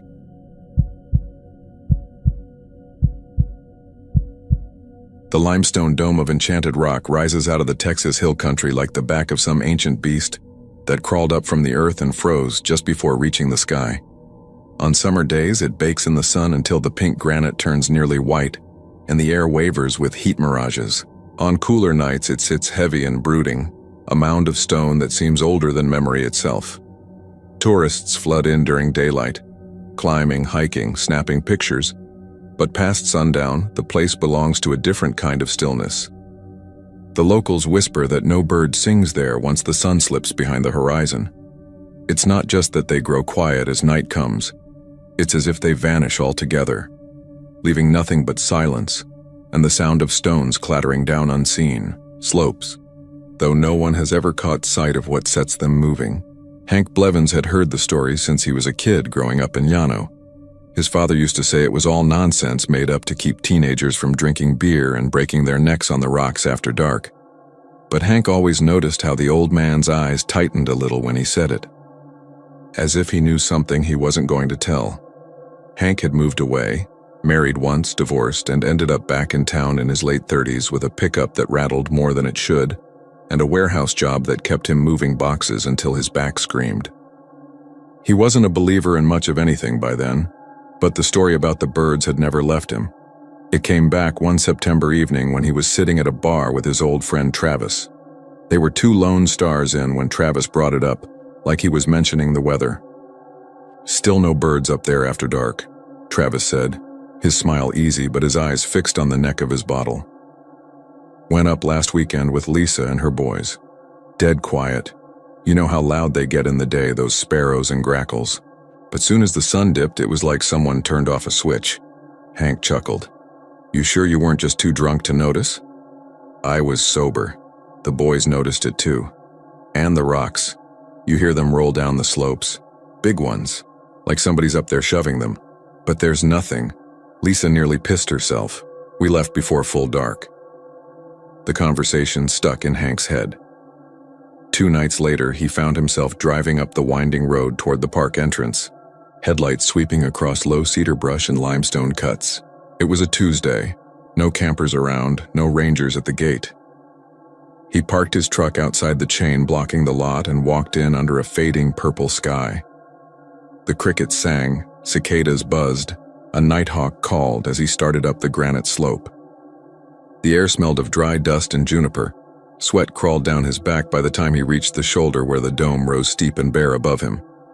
He turned and watched the horizon swallow the sun. And then the silence came. It wasn't gradual. One moment the cricket still rasped, the cicadas whirred, then all at once it stopped, like someone pulled the batteries from the world. Hank stood frozen, heart hammering, ears straining. Nothing. Not even the distant echo of a coyote. The hair rose on his arms.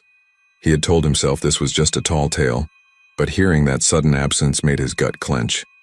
That was when he heard the first rock roll. It started high above, a scrape against stone, then a thudding bounce as it picked up speed, clattering until it stopped somewhere in the brush below. Hank snapped his head up but saw nothing. The dome stretched above him, pale in the dying light, empty. He licked his lips and told himself it was natural. Rocks break loose all the time. Temperature changes, erosion. Nothing supernatural about it. He almost believed it until another started. This one nearer, sharper, as though kicked deliberately. He turned toward the sound, eyes wide. Nothing. Just granite and shadow. He should have left then. Any sane man would have. But something rooted him there. Some ugly curiosity mixed with pride. He wasn't going to run from stories. He sat down on the warm stone, arms wrapped around his knees, and waited. The silence pressed in harder than the darkness. His ears ached for some sound, any sound, but the only things that came were more stones tumbling in fits and starts. They seemed to move closer each time, bounding down the slope behind him, then off to his left, then far below. The randomness was worse than any pattern. He started to imagine hands, unseen and tireless, pushing rocks just out of sight. The longer he sat, the colder the air felt, though it was early autumn and the day had been hot. His breath puffed white in the gloom. He could see it hanging in front of his face, though he couldn't feel wind. A low dread settled into him. He remembered suddenly how his grandmother used to warn him as a boy that some places don't belong to people, that the land remembers things older than any town. He had laughed at her then. Now he felt the weight of her words pressing down as heavy as the rock beneath him. Something moved. He didn't hear it so much as sense it. A presence above, watching. He lifted his eyes and thought he saw a figure, outlined against the star-smeared sky, a darker blot of shadow than the night itself, standing at the crest of the dome. His throat locked. The figure did not move, yet he felt sure it was looking directly at him. Then, all at once, a cascade of rocks thundered down, bounding toward him with a violence that sent him scrambling to his feet. He tripped, skinned his palm raw, and stumbled downhill as the stones came to rest where he had been sitting seconds before. His chest burned with terror, but when he looked back, there was nothing. No figure, no falling rocks, just scattered chunks of granite that seemed to have always been there. He fled back to his truck, nearly twisting his ankle on the uneven trail, and tore out of the park with his headlights shaking wild over the road. He didn't tell anyone what he had seen, not even Travis. He tried to laugh it off, tried to drown the memory in long shifts and longer nights at the bar, but sleep turned foul and restless. In dreams, he stood on the dome again, surrounded by silence, stones rolling unseen, always unseen. He started to hear them when he was awake too. Faint thuds and scrapes behind the walls of his house, in the warehouse aisles at night, even in the middle of town when nothing should have been loose.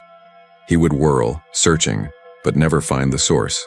The birds noticed him too, or rather the lack of them. He woke one dawn to realize that no birds sang outside his window anymore. The neighborhood still buzzed with cars and kids and dogs, but not a single trill or caw came near his yard. He drove down to the river one Saturday, hoping to hear the chatter of grackles in the pecan trees. Nothing. Not one. The world seemed to hold its breath wherever he walked. People didn't say anything, but some began to glance at him strangely, as if they heard it too but didn't want to admit it. Weeks passed and the silence grew thicker. It followed him like a shadow, swallowing sound. Conversations seemed to falter when he stepped into a room. Radios cut to static when he passed. At work one evening, a crate shifted by itself and tumbled from a shelf, smashing open at his feet. No one had touched it. He saw dust rising from the floor and thought for a second he glimpsed footprints forming there, the impressions of bare feet, small and ancient. His bowels turned to water. By December, he was drinking hard, trying to drown the dread that dogged him. He hadn't returned to Enchanted Rock, but he felt it living inside him, its weight pressing down from afar. One night he woke to the unmistakable clatter of rocks in his hallway. He sat up in bed, sweat pouring down his back, and listened. A stone bounced, rolled, stopped. Then another. Closer. His house smelled of dust and cold granite. He forced himself to rise, to open the bedroom door, and in the moonlight pouring through the windows, he saw them. Small rocks scattered across the floorboards, though he had no such stones in his home. They formed a crooked trail leading to the front door, as if someone had dropped them one by one. His heart pounded. He followed, unable to stop himself, bare feet crunching over grit. At the door he froze. A figure stood on the porch, darker than the night around it, tall and still, with the outline of wings folded tight against its body. Not bird wings, not angel wings, but something jagged and heavy, as if carved from stone. It made no sound, and yet he heard in his head the echo of tumbling rocks. He tried to scream, but his throat closed like a fist. The figure lifted one arm and pointed at him.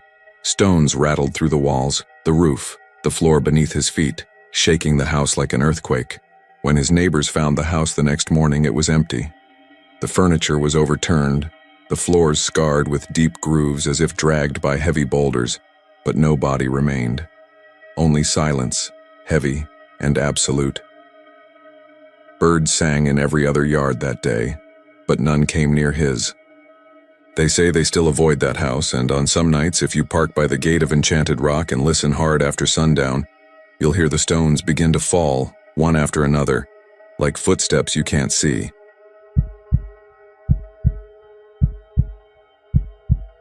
The pine woods of Sam Houston National Forest carry a silence at night that seems to press against the eardrums. Hunters say it's the kind of quiet where you start to notice your own heartbeat, where every twig that snaps under your boot sounds like the crack of a gunshot. On weekends in late fall, trucks line the service roads and men with rifles climb into tree stands before dawn, waiting for movement in the brush.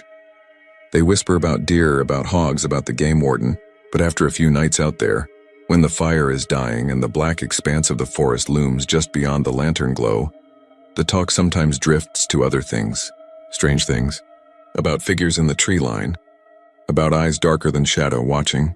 It's said they're tall, taller than any man, long-limbed and still, with faces pale as chalk and eyes black as tar. They don't step forward into the firelight, but they're close enough to see, close enough to send a chill crawling through your back. Sometimes they just stand and watch. Sometimes, hunters say, they lift an arm and wave with stiff, slow precision, as though they're imitating something they've seen but never understood. Other times they raise a hand, curl 2 fingers, and aim it back, thumb cocked like a hammer. When they make the motion of firing, there's a sound.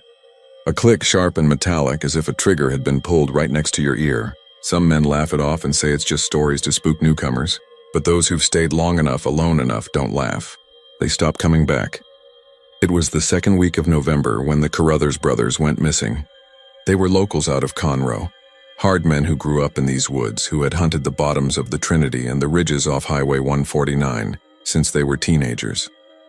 Their Chevy was found parked crooked on a dirt turnoff, doors unlocked, rifles still behind the seat. No tracks leading out, just the pines close and silent and the mud with nothing but tire marks. The search parties combed through miles of underbrush, dogs on leashes straining against the scent of wild hogs and deer, but finding no trace of human sweat or blood. Sheriff's deputies shook their heads and told reporters it was probably disorientation, a wrong step into one of the swampier sloughs. Folks around Huntsville whispered that it wasn't mud that swallowed them. There was one hunter who swore he knew. Name was Randall Fry, 57 years old, wiry, missing a finger on his left hand from a chainsaw accident. He lived alone in a trailer just off the forest boundary. Fry had the kind of reputation where people listened when he spoke, because he didn't talk much, and when he did, it wasn't foolishness. After the Carruthers boys vanished, Fry showed up at the bar in New Waverly, sat down heavy on a stool and ordered a whiskey. When someone asked if he'd been out in the woods that week, Fry said he'd seen them.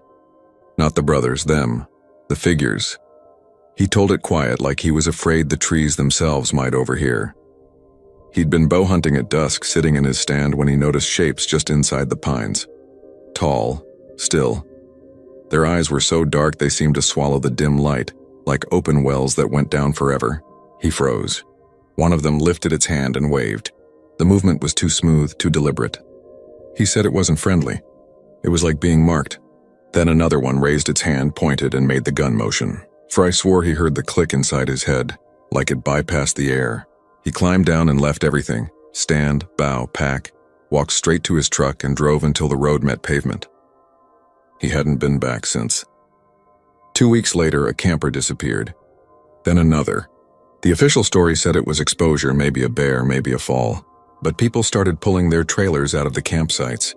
Word spread. Parents told their kids not to go near the forest after dark. A few stubborn hunters kept coming, but they spoke low around their fires, backs to the trees, rifles within reach. Men who once boasted about their kills now jumped at the sound of owls or the crack of a branch underfoot. I went out myself one December evening, because I didn't believe in stories and because something in me wanted to know. The pines closed overhead like the beams of a collapsing roof, the needles carpeting the ground so thick they muffled every step. The air had a damp, resin-heavy scent. I walked until the highway hum was gone and the forest pressed in. Then I set up by a thicket near a clearing. The stillness was deep enough that I could hear my own breath. And then I felt it. The weight of eyes. Not deer eyes. Not coyote. Something colder. My skin prickled, and when I turned my head toward the tree line, I saw them. 3 figures pale against the dark trunks, unnaturally tall and lean. They didn't sway or shift. They were statues, but their eyes glistened black, featureless as though painted in tar. One raised its hand and moved its fingers in a slow wave, not side to side but up and down, robotic and deliberate. The second raised its hand, index finger extended, thumb cocked, and aimed at me. The silence was so deep I heard my pulse thudding. Then the click came, sharp, metallic, resonating not from the trees but inside my skull. My vision went white for half a second, like a flash had gone off in my brain. When I blinked, they were closer. Not by much, maybe a few feet, but I hadn't seen them move. They were just there, shifted forward, eyes swallowing everything. I don't remember leaving. One moment I was in the clearing. The next I was stumbling back toward the service road, half blind, my ears ringing. My pack was gone. My rifle was gone. My watch was gone. I made it to the truck with nothing but the clothes I wore. When I checked the time, hours had passed, though it felt like minutes. My nose bled the whole drive back. I never went again, but I hear the stories still. About hunters who vanish without tracks. About campers who wake to see shapes standing at the edge of the lantern light, waving, clicking, pointing. Sometimes people come back changed, silent, hollow-eyed, never speaking of what they saw. More often, they don't come back at all, and the forest keeps its silence, swallowing everything into the black-eyed gaze of whatever waits among the pines, always watching, always aiming, always hunting.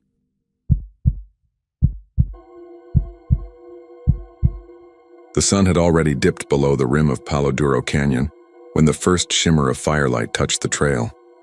At first it looked like a trick of dusk, a smear of fading orange from the last daylight stretching across the ground. But then the light deepened into a line, a string of glowing embers that pulsed as if something heavy had stepped there. A hiker named David Salazar had been out alone, cutting through the lighthouse trail after a long day of driving. And when he saw the glow, he thought of campfires, kids playing with sparklers, anything but what it was. He crouched down, ran his fingers through the dust where one of the prints had burned itself, and pulled his hand back with a hiss. The dirt was hot, seared as if a match had just been struck and smothered. He stood, turned, and that was when the smell hit him. Gasoline, sharp and raw, like the fuel pumps at a highway stop in summer heat. And as he lifted his boot, he felt the wetness spreading. The trail wasn't wet, not really, but his shoe squelched like it had stepped in a puddle. He panicked, rubbing the sole against a dry rock, but the sensation stayed, heavy and slick, and he bolted back toward the parking lot with his breath tearing out in ragged bursts. The story should have ended there, with David shaking his head and blaming the tricks of dusk and nerves of hiking alone. But it didn't. That night at the cabins along the canyon's edge, other hikers swore they smelled smoke drifting down into the canyon. No fire bans had been lifted. No controlled burns had been scheduled. The rangers drove up and down the roads with their spotlights sweeping over mesquite and scrub oak, but the canyon lay in its usual still darkness. By midnight, though, whispers spread. A woman had seen a man walking along the rim trail carrying a red can, the kind used for lawnmowers. His shirt was torn, his face too blackened with soot to tell if he was smiling or grimacing. When she blinked, he was gone, and only the footsteps burned faintly on the path where he had been. The history of Palo Duro Canyon is one of battles and blood, and everyone in Canyon, Texas knows the stories. The Comanche last stand, soldiers pushing them down into the dry riverbeds, families losing children to raids, but the more recent tale, the one the rangers won't talk about, is the gas tanker that crashed 20 years ago on Route 217, not far from the Overlook. It was a sleepy September night. No traffic, no reason for the driver to swerve, but something made him cut across the yellow line and send the tanker rolling. It erupted before anyone could even reach it, flames screaming up into the canyon's throat. By dawn, the truck and the driver were nothing but a husk, and people in town swore the fire had run down the trail itself, chasing invisible prey. The road was repaved, the memory buried, but something of that night must have clung to the dirt. Hikers say if you follow the line of fire prints long enough, the air will grow thick and the shadows along the canyon walls will start to ripple like smoke. The rocks will shine like wet asphalt and the crickets will stop chirping.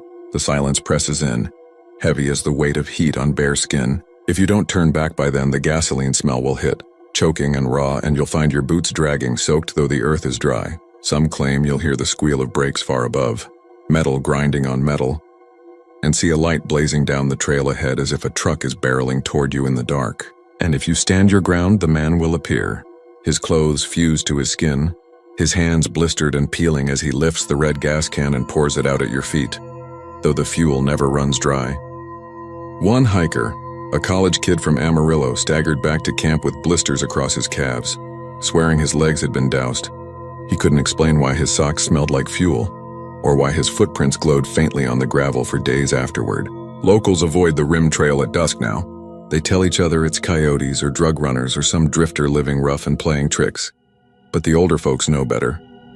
They've seen the line of light themselves, footsteps like burning coals pacing slow and steady along the canyon's edge, always leading deeper, never back toward safety. They know the canyon keeps things, holds them in its red rock belly like secrets no one dares dig up.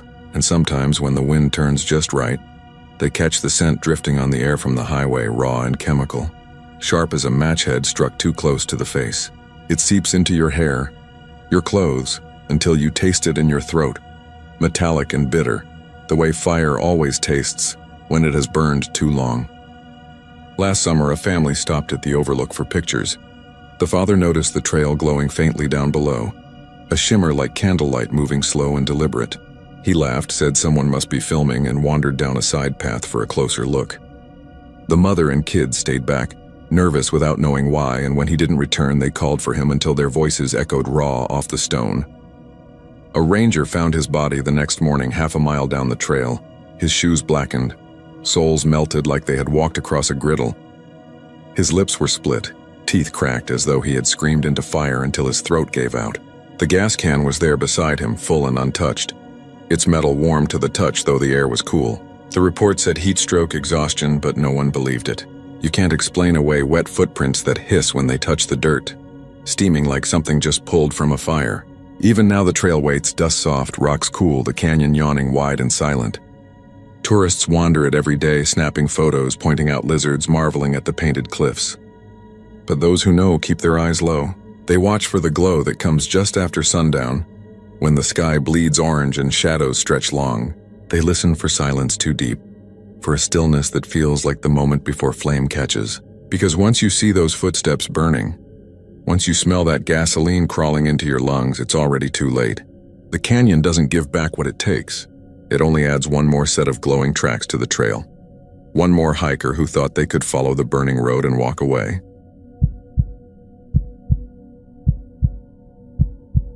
The wind carried a low whistle through the red rock walls, a sound that never seemed to fade, only twist and deepen as if the canyons themselves had a voice. People said you could hear things here that weren't natural.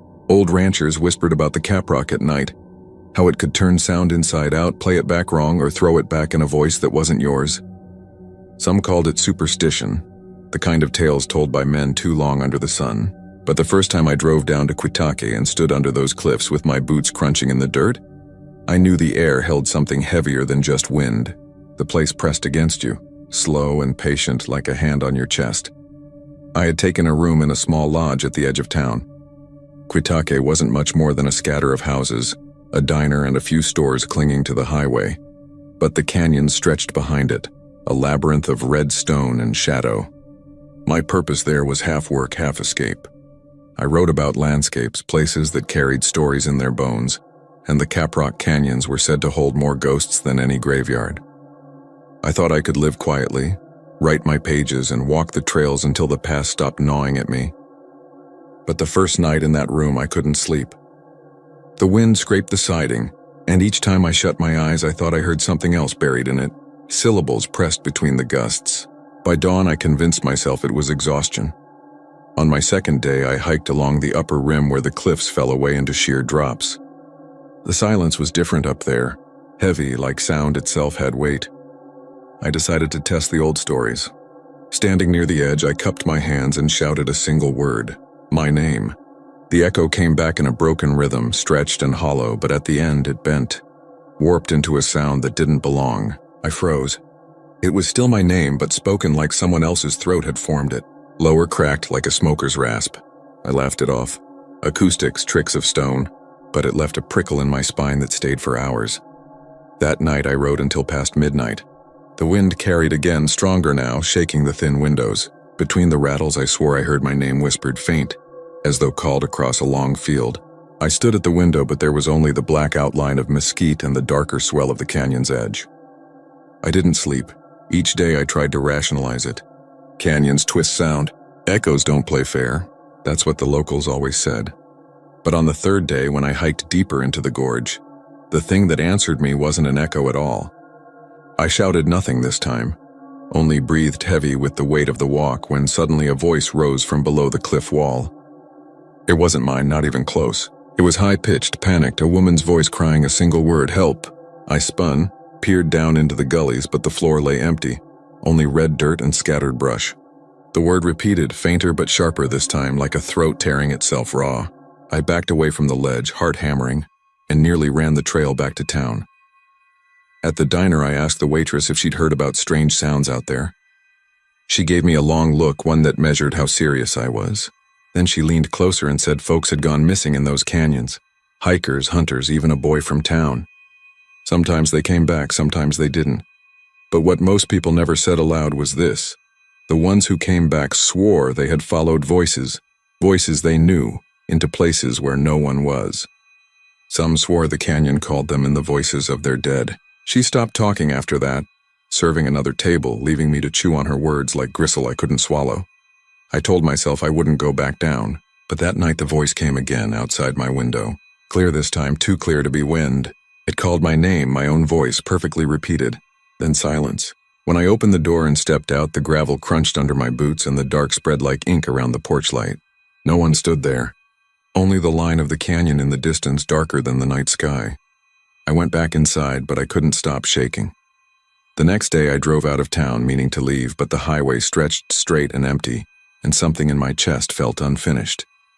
As though if I left without answering the canyon's call, it would follow me. So I turned back. By late afternoon, I stood again at the rim, the wind pressing against me. I didn't shout. I only whispered a question. "What do you want?" The echo came, but it wasn't my voice. It was deeper, harsh, and it said something I couldn't mistake. It said, "Come down." I don't know why I obeyed. Maybe it was curiosity. Maybe something heavier. But I walked the narrow trail into the gorge. The air grew cooler, shadows deeper.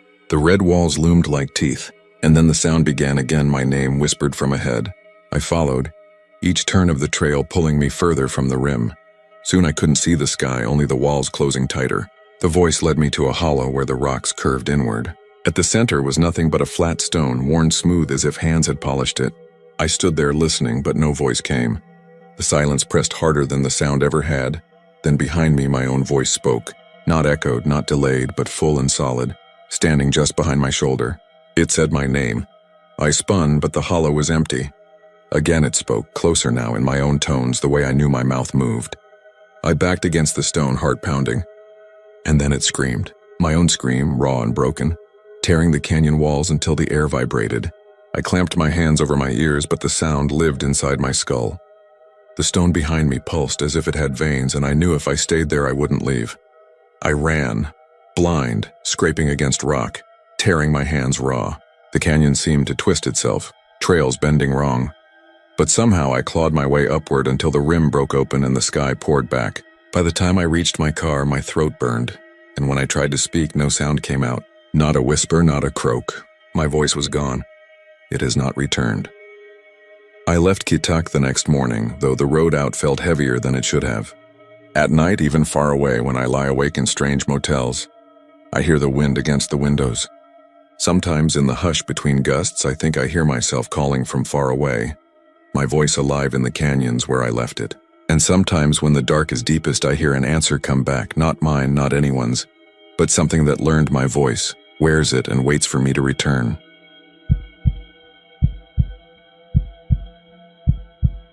The sun dropped behind the jagged tree line of the hill country, and the surface of Inks Lake took on that black mirrored sheen that swallows light instead of reflecting it. A few scattered boats rocked gently on the water, their owners still laughing and drinking, the last of the day's fishermen hauling in coolers. By the time the first lantern flickered beneath the surface, most people thought it was just some strange trick of reflection, maybe a flashlight from a kayaker. But then there was another and another, yellow points of fire bobbing far below, steady as if someone were walking along a trail down there, lanterns swinging with each step. Folks leaned over the sides of their boats, squinting into the depth. The water wasn't that deep in places, not compared to other lakes, but no light should have been shining from the bottom. When the faces appeared, pale, round, eyes wide and mouths slack, nobody laughed anymore. The faces didn't move like swimmers. They stayed still, watching, waiting. A group of college kids in a pontoon boat were the first to get brave. Beer courage. One of them dangled a hand in the water, teasing, "Maybe they'll pull me down there for a dance." His buddies roared, but the laughter died when something cold brushed his wrist and he yanked his hand back with a curse. He swore he felt fingers long and wet curl around his skin before letting go. He wouldn't put his hand in the water again, not even when his friends mocked him. As the night deepened, more boats spotted the lights. Dozens of lanterns now lining the unseen pathways of the drowned. They drifted like will-o'-the-wisps beneath the waves, leading nowhere, or maybe leading everywhere. People on shore swore they saw the glow too, faintly, under the swimming area by the park, under the docks where kids usually lined up to dive. No one wanted to swim anymore. By midnight, half the campers had packed up and driven back to Burnett or Marble Falls. The rest stayed, uneasy, unable to look away from the water. There's an old story about Inks Lake, older than the dam, older than the park. When the Colorado was dammed to form the Highland Lakes, valleys and homesteads drowned beneath. Some say entire farms, even graveyards, were left behind under the water. Locals told stories of coffins splitting open, of bones rolling loose on the lakebed. But the ones who had family buried there didn't talk about it much. They drank quiet, hard, and watched the water like it was keeping secrets. Now the lanterns were walking those sunken places again. Lanterns of the drowned, faces of the unremembered. A fisherman named Jack, who'd lived near the lake his whole life, sat in his John boat just beyond the cove. He'd heard these stories as a kid, brushed them off as campfire talk. But the night he saw the lights himself, he felt something in his gut twist. They moved with a rhythm like a funeral procession, slow and measured, deeper than the water had any right to allow. And when he leaned over, God help him, he saw a face he knew. His cousin Caleb had gone missing back in '92, last seen fishing near the dam spillway. Folks figured he'd been swept under, maybe tangled in debris. They never found the body, but there Caleb was, drifting just under the surface, his eyes rolled white, his mouth sagging open as if trying to speak. Jack nearly fell overboard. He didn't tell anyone what he saw, not that night. He rowed back in silence, his hands shaking on the oars. Word spread quick, though. By the next week, locals stopped bringing their kids to swim. Tourists still came, not believing until they saw it for themselves. A few idiots even dove in, trying to touch the lights, only to come thrashing back up, gasping that something had tried to pull them down. One girl was dragged under long enough that her boyfriend had to dive in after her. He said her ankle was wrapped in pale hands, too many fingers to count, all pulling in different directions. He swore he saw teeth gleaming in the dark before he ripped her free. They left town the next morning and never came back. She never spoke again, just stared at her feet like she expected them to disappear. By August, the lake was empty at night. No boats, no campers. Rangers patrolled the park and told reporters nothing was wrong, just a run of bad rumors, hysteria. But folks in town knew. They saw the glow on clear nights from the overlook on Park Road 4. Some swore the lights were getting brighter, spreading out further from the main basin, stretching toward the river. The water itself seemed darker by day, as if the lanterns had leached the sun right out of it. One rancher told the feed store that he found fish washed up along his property's shoreline, bloated and pale, their eyes missing, as if something had scooped them out. Nobody wanted to eat the catfish after that. Then came Labor Day weekend. Families still showed up, stubborn tourists who hadn't heard or didn't care. The park was as full as it had been all summer. Kids swimming, boats pulling skiers, music echoing across the water. But by sundown, the first scream started. A houseboat anchored near Devil's Waterhole radioed in, claiming something was under them, knocking against the hull. People on shore saw the glow swell up under the cove. Dozens of lights moving at once, faster than before. Witnesses said it looked like an army marching just below the surface. Then the faces rose, hundreds of them pressing against the underside of the water like it was glass. They all stared upward at once, white faces, wide eyes, mouths gaping open. When they began to scream, the sound came not from the air but from the lake itself, bubbling up through the water, a noise like every drowning cry that had ever been choked off. Boats started their engines, tearing away. Kids scrambled out of the swimming area, shrieking, parents hauling them up by their arms. But the water wasn't letting go. Hands shot out, slick and colorless, clawing at ankles, dragging people back down. One man was pulled straight through a dock plank, bones snapping as if the water itself had weight enough to crush him. A woman clung to the ladder of her pontoon until her fingers bled, but something yanked her down hard enough to leave her nails behind. By midnight, the park was chaos. Rangers fired flares over the water, trying to light it up. But the lanterns only burned brighter, drifting farther across the surface. Faces bobbed up one after another, blank and endless, eyes glowing faintly in the flare light. People on shore said they could hear names being whispered, names of their own kin, lost long ago, whispered in wet, burbling voices. Some went into the water willingly, stepping off the rocks as if hypnotized, wading in deeper and deeper while their families screamed for them to come back. None did. The lanterns welcomed them, weaving around their legs like pets. By morning, the lake was calm again. Boats drifted empty. Coolers floated, split open, beer cans clinking together in the ripples. The park was cordoned off by county deputies, though no one ever gave an official statement.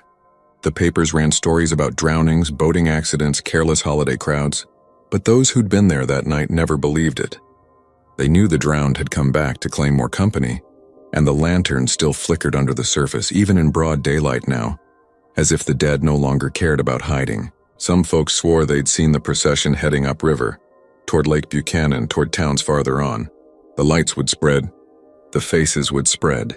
The drowned always want more, and if you lean too close to the water, if you squint into that dark glass, you might see your own reflection staring back at you, pale and slack, already waiting on the lake bed.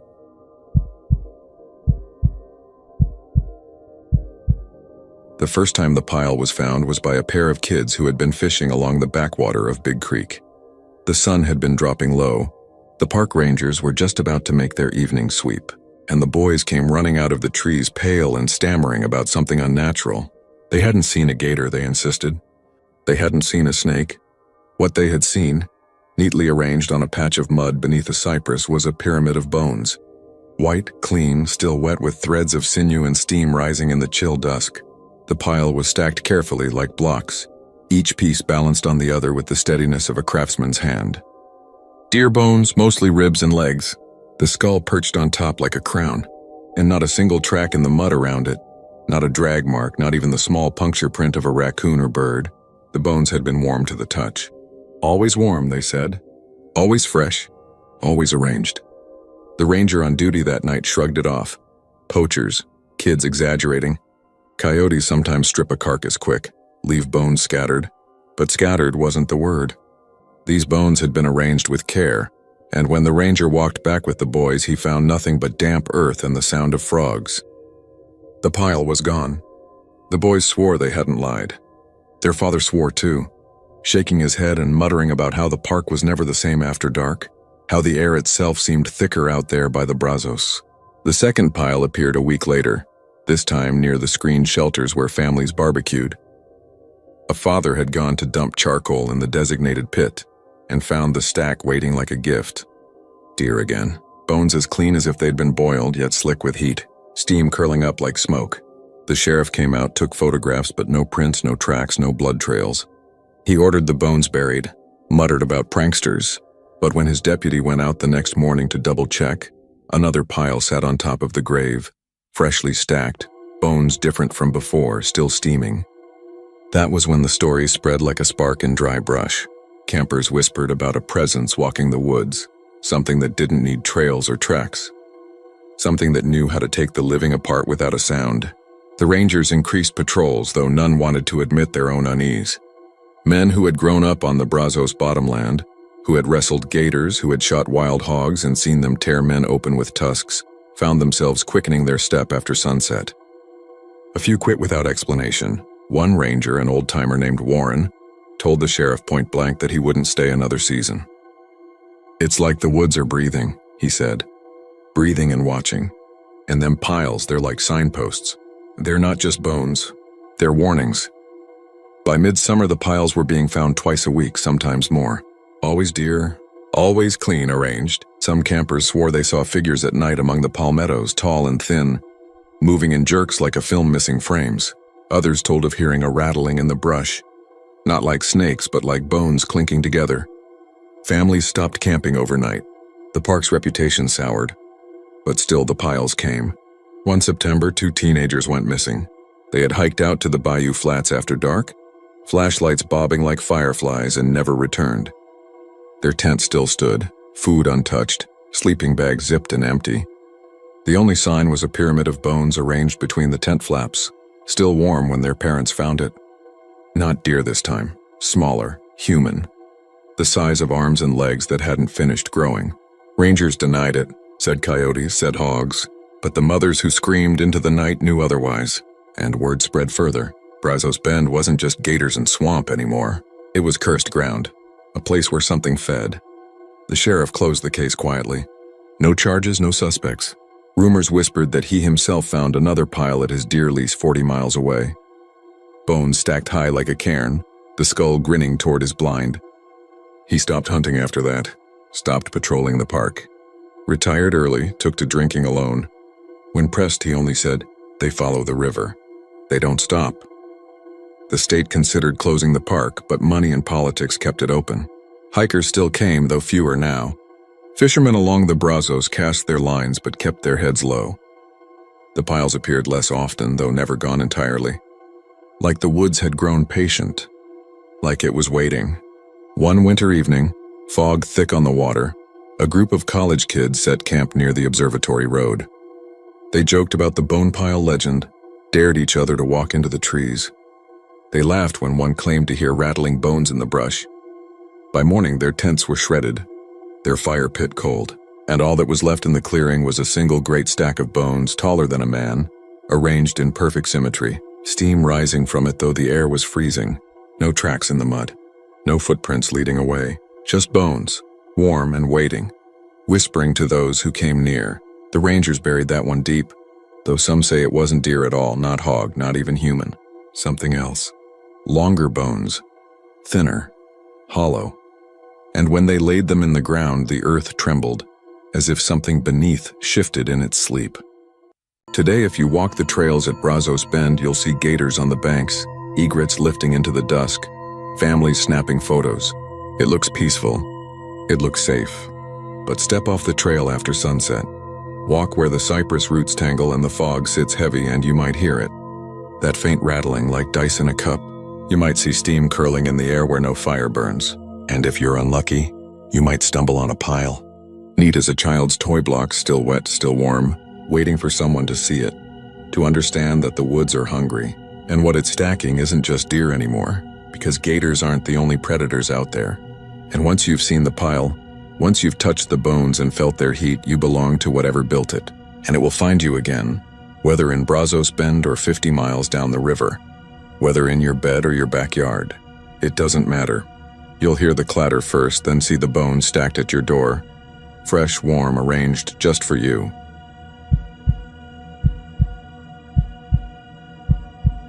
On Mustang Island, the nights have a way of swallowing sound. The waves crash, but they crash from somewhere far off, as though the Gulf itself has retreated into a hollow throat. The sand is cold after sundown, a kind of cold that seeps upward through bare feet, and the dunes loom like crouched bodies in the dark.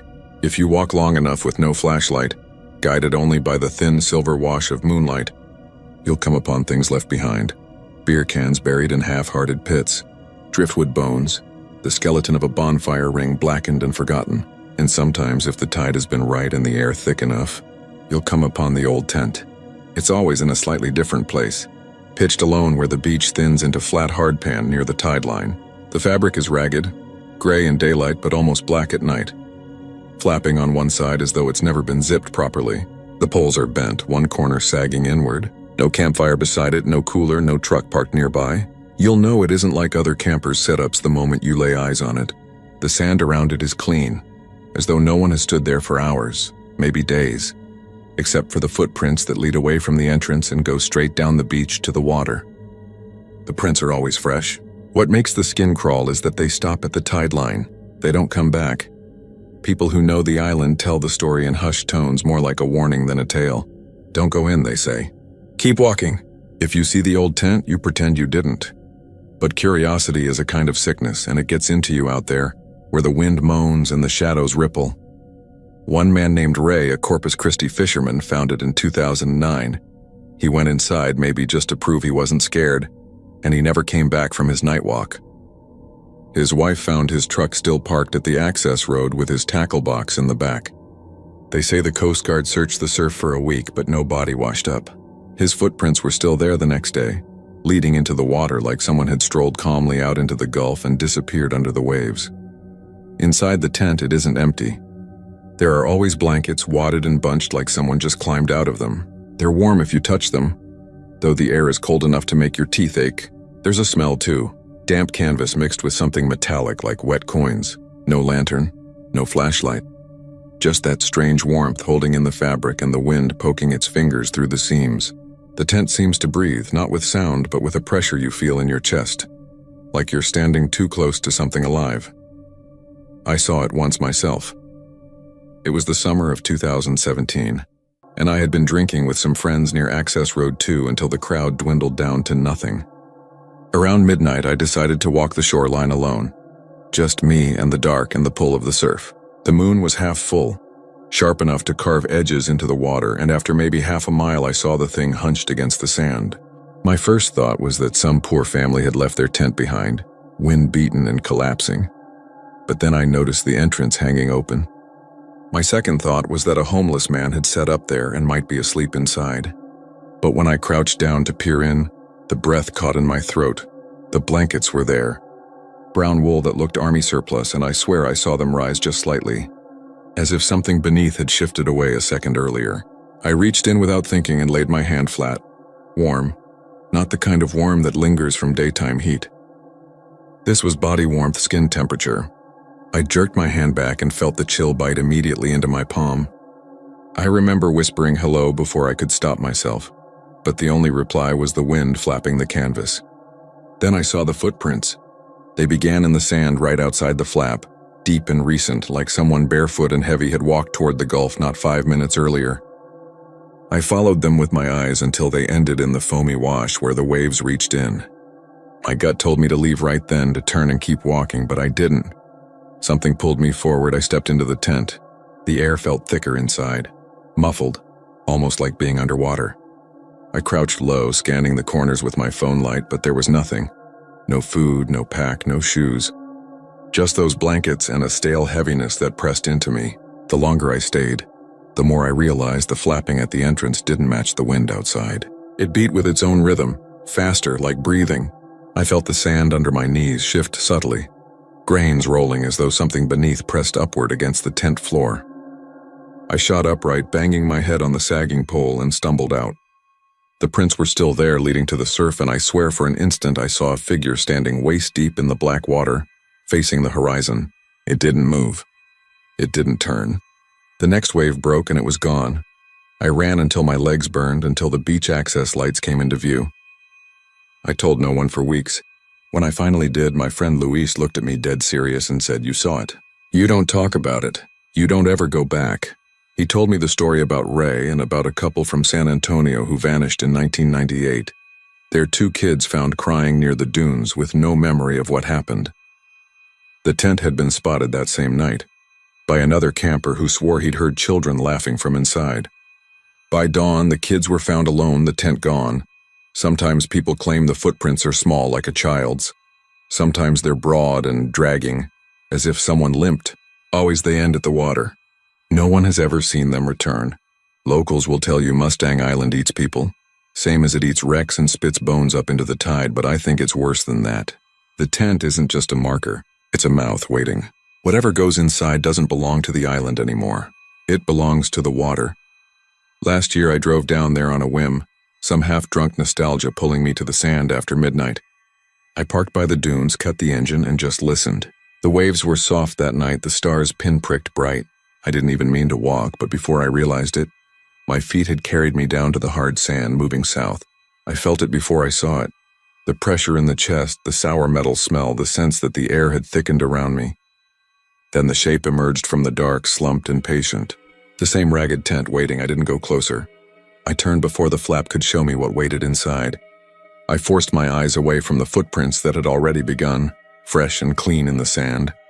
I walked back to the truck with my heart slamming in my throat, and I drove until the mainland lights blurred in tears.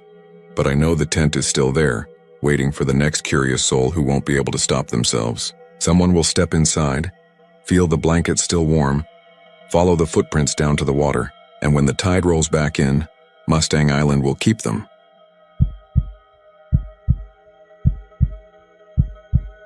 The first time I heard about the red eyes was in a parking lot outside El Paso, from a sunburned climber who looked like he hadn't slept in a week. He sat cross-legged on the hood of his truck, chalk dust still ground into the creases of his hands, and swore he'd seen something at Hueco Tanks that wasn't supposed to be there. He described eyes low in the brush, glowing as if a cigarette ember hovered a foot off the ground, except they blinked in perfect unison, and when he raised his light they were gone. Not gone in the ordinary sense, but as if they had never existed, like someone had erased them with a quick swipe of a brush. What unsettled him most, though, was the breathing. He said he'd stood frozen, light swinging wildly across the yucca and mesquite, hearing a slow rasp of air pulling in and out, louder than his own heart in his ears, closer than it had any right to be. When he finally broke and ran back toward camp, something had followed, dry twigs snapping, gravel scattering, but every time he spun the light back, the brush looked like empty desert again. Stories like that sink their hooks into you. I'd been out to Hueco tanks plenty of times myself, to scramble over the rock formations and take in the strange, almost lunar landscape that stretched for miles east of El Paso. The place has history older than memory, with painted masks and hunting scenes tucked away in caves, left by people who saw spirits in the rocks long before climbers arrived with crash pads and carabiners. Some nights, when the wind blew hard enough, you could almost convince yourself the rocks were still speaking, the whispers lost in the mesquite rattling. I never thought much about it beyond campfire talk, until I went back one October weekend, chasing cooler weather and the promise of quieter climbs. The air was sharp and dry, the sky a flat pale blue that bled into a darker, emptier horizon. The campground was mostly empty, just a few vans parked far apart, their owners tucked away early. I should have felt safe, alone with the rocks and the empty desert, but I remember a strange stillness the moment the sun dropped behind the horizon, as if the desert was holding its breath. I hiked out to one of the trails just to get the kind of night walk that makes you feel small and alive. But halfway down the path, the hair on the back of my neck stood up. It wasn't coyotes or owls or anything you could explain away with desert wildlife. It was silence, total silence, and the certain animal feeling that I wasn't alone. I swung my headlamp through the brush, catching flashes of pale yucca stalks and the hard gleam of rock. Nothing moved.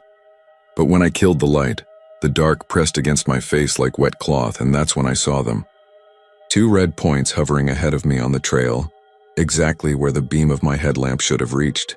They weren't the reflection of animal eyes, not angled or shifting, but flat, unblinking discs, burning red. They were too high to belong to a coyote, too low for a man. I felt my legs go stiff, my throat dry, but I forced my thumb against the lamp switch. The light cut through the dark, brilliant white, and there was nothing. No eyes. Just brush, stone, and the wind stirring the grit at my feet. I told myself it was a trick, maybe afterimage, maybe nerves. But then I heard it. A ragged pull of breath, wet and uneven, filling my ears so close it seemed to come from just over my shoulder. I didn't turn. I just walked, quick and steady, forcing myself not to run because something in me knew that if I ran, whatever it was would give chase. That night I didn't sleep. Every creak of the wind against the van shell sounded like something dragging a hand along the metal. I thought about the stories the climber had told, about how when you shined light, the eyes vanished, but the breathing only grew closer. I thought about the old pictographs hidden in Hueco tanks, the painted masks with hollow eyes and strange mouths, the kind of faces people once drew to hold spirits in place. I wondered what might have slipped through instead. The next day I climbed with a few strangers trying to shake the unease. But when the sun dipped again, dread settled back into me like cold water. I couldn't help it. I went back out. Curiosity has its own kind of gravity. I walked further this time, away from the safety of camp, letting the trail wind between clusters of boulders. The desert was wide open, no shadows deep enough to hide in, but I still felt watched. I killed my light again and waited. At first there was nothing, just stars sharp enough to cut. But then, as if they'd been there all along and I'd only just noticed, the eyes glowed back at me. Closer this time, steady, patient. My skin prickled as I forced myself not to blink. I wanted to call out, to prove it was some cruel trick, but my mouth wouldn't work. Instead, I lifted the light again. The beam hit nothing, no eyes. But the breathing came instantly, right in front of me now, so close I should have felt breath on my skin. I broke then, stumbling backward, fumbling with the lamp, and when I turned, the path behind me was no path at all. Just rock and brush I didn't recognize, the landmarks gone as if the desert had rearranged itself in the dark. I don't know how long I wandered before I found the trail again. My headlamp flickered, battery dying, and every time it dimmed I felt the hot press of eyes waiting just beyond its reach. When the light finally guttered out, I heard movement, deliberate, slow steps keeping pace behind me. I ran then, the sound chasing me until campfires flickered faintly ahead. When I turned back, lungs burning, there was nothing. Only the endless dark, silent and empty. I left Hueco tanks before dawn without climbing again, without saying goodbye to anyone. I didn't look in the mirrors on the drive out, though every instinct screamed that something sat in the back seat, breathing softly, waiting. I've tried to convince myself it was exhaustion, desert tricks, the brain seeing patterns it wants to see. But even now, weeks later, when I close my eyes in the dark, I see them, low, steady, red, waiting for me to look too long. waiting for the light to die again.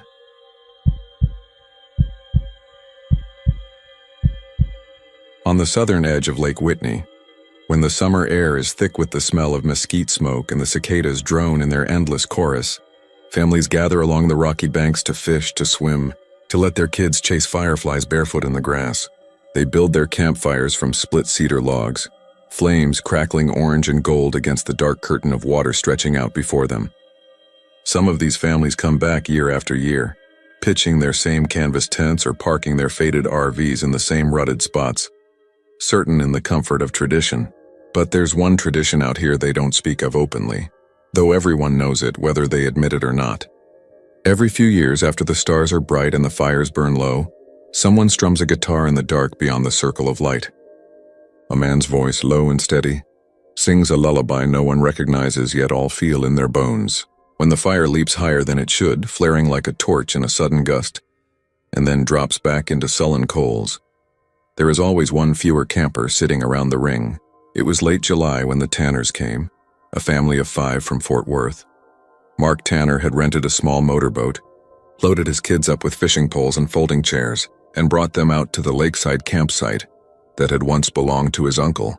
He wanted them to have what he'd had as a boy, long evenings of roasting hot dogs and watching the fireflies swarm over the dark water. His wife Janice had been reluctant. Too many stories about snakes in the rocks, too many late nights for the little ones. But she gave in when she saw the excitement in their children's faces. By dusk, the fire was going strong, the marshmallows turning golden on bent coat hangers, and the kids laughing at the stickiness smeared across their cheeks. The first sign came just after 9 when the guitar started. It was faint, a few lazy chords drifting across the water like wind through tall grass. Mark stopped telling his story mid-sentence and turned his head, squinting into the dark. The kids went quiet, straining to hear. Janice frowned and pulled her sweater tighter, though the night was still warm. Probably someone down the shore, Mark said, but his voice didn't carry much conviction. He remembered now, the old stories whispered when he was a boy. He had laughed at them then, bragged that he wasn't scared, but hearing that strumming now, steady and deliberate, he felt his stomach knot. The song followed, a man's voice deep and slow, carrying words no one could place. They weren't Spanish or English, not quite anything you could name. It wasn't loud, but it had a weight to it, like the sound carried inside the bones instead of the ears. The children shifted uneasily, their smiles fading. The youngest, Claire, curled into her mother's lap, her eyes wide. The fire popped loudly, and then, without warning, the flames roared high, so high the heat pushed them back from their logs and chairs. For a heartbeat, the blaze lit the trees, the rocks, the glittering waves far out on the water, and then just as suddenly it sank into glowing embers again. Mark counted heads before he even realized what he was doing. 3 kids, his wife, himself. Relief washed through him and he almost laughed at his own nerves. But when he turned to speak, he noticed Janice's face, pale and tight, and the way the 2 older children were staring into the woods behind them. "It's just another camper," Mark said firmly, trying to put finality in his tone. "Somebody drunk playing tricks." He rose and walked toward the shadows, calling out. The guitar had stopped, the singing gone, and only the hum of insects answered. That night, long after the children had been tucked into their sleeping bags, the sound returned. This time it came from closer, just beyond the thin fabric walls of the tent. The strumming was soft but deliberate, each note hanging in the air too long, unnatural in its patience. Janice woke first, stiff with terror, and shook Mark until he stirred. He listened, his face grim, and then unzipped the flap slowly, peering out with a flashlight. The beam cut across the campsite empty, but the music went on. He stepped outside, jaw clenched, sweeping the light along the tree line, the rocks, the lake's edge.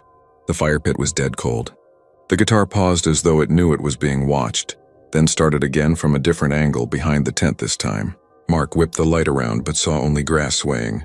By morning, he was convinced it had been a dream, something fueled by too much beer and the half-remembered tales of his childhood.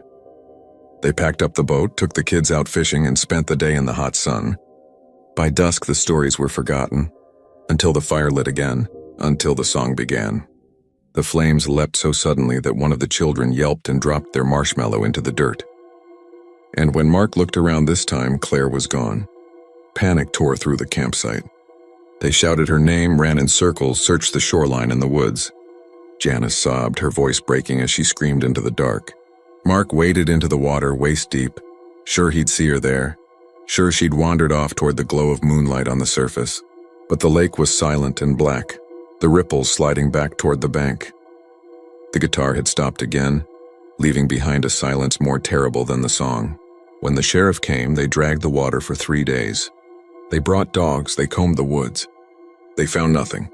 No body, no footprints, not even a scrap of clothing. Just one moment a little girl had been there and the next she hadn't. The Tanners left, shattered, and others filled their place.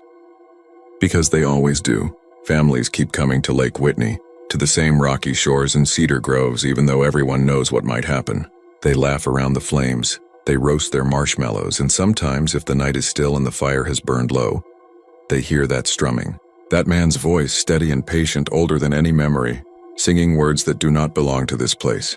The flames leap high, the shadows bend long, and when the fire dies back, there is always one seat left empty. Parents warn their children not to listen, to cover their ears and stay close. But it never seems to matter. The song always finds its listener. The fire always takes its due, and on the quiet mornings after, the lake lies calm and innocent as though it had never heard a sound, never kept a secret.